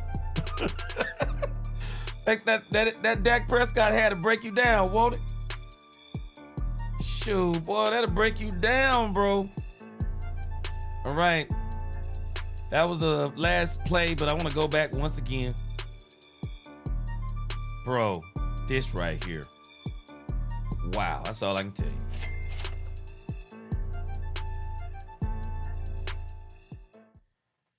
All I can tell you, bro. Wow. That's all I can tell you. Wow. Wow, wow, wow. That's all I can tell you. Man, I appreciate y'all rocking with me today. Appreciate y'all rocking with me, man. Hey, we got plenty of content coming on this channel, man. Building up to the start of the Dallas Cowboys season. Man, I do not know about y'all. I am so excited for this Cowboys season. Tuesday is going to be awesome, Cowboys fans. Tuesday's going to be awesome. We finally get to see what this defense looks like against someone other than the Dallas Cowboys. It's one thing to kind of know some of the things that's going on in practice and keen in on some of them things and whatever the case may be. Now we're going to get to see what we look like against an offense that we don't have a clue what they're doing. I'm going to be looking for, are we in position? You know, no blown coverages. Are we in position to stop the run? You know, all of the things that messed us up last year, the biggest thing I'm going to be looking for on this defense. Also going to be looking for concentration, you know, seeing if there's any penalties or anything like that. Just so much to be looking forward to on Tuesday. But again, I do think the Cowboys will be out there tomorrow, if I'm not mistaken. I think they'll be out there tomorrow, so we'll have coverage tomorrow too after the Cowboys do everything. Dennis Wickwire, he said, gee, if we get Blue and Trig involved in this offense, it's dangerous. I agree. An offense coordinator nightmare. Facts. I agree. Michael Barnes. Michael Barnes, he said Kirk Cousins being rich is nasty work. Michael Barnes, I'm just gonna tell you, bro, this is the game. If you could play quarterback, man, you'd be rich in this league. You can be rich in this league being a second string quarterback. Ask Tyrod Taylor. Ask Tyrod Taylor, man. You can be a second string quarterback in this thing and be rich. And if you get enough opportunities to get a starting job every now and then, you be rich. Yeah, man, second string quarterback rich in this league almost. Yeah, Larry Hunter said defense on jet fuel, man. Yeah, I'm liking everything I'm seeing. Man, I appreciate y'all rocking with me. I'm about to head to the kitchen. It's time to eat some tacos. Man, I appreciate y'all rocking with me on this Friday night. Until the next time, hey, y'all make sure y'all hit that like button, share, subscribe, hit that notification bell. You never know when I'm doing Cowboys After Dark. Until the next time, DC4L, God bless. Let's talk Cowboys when we talk facts. Peace.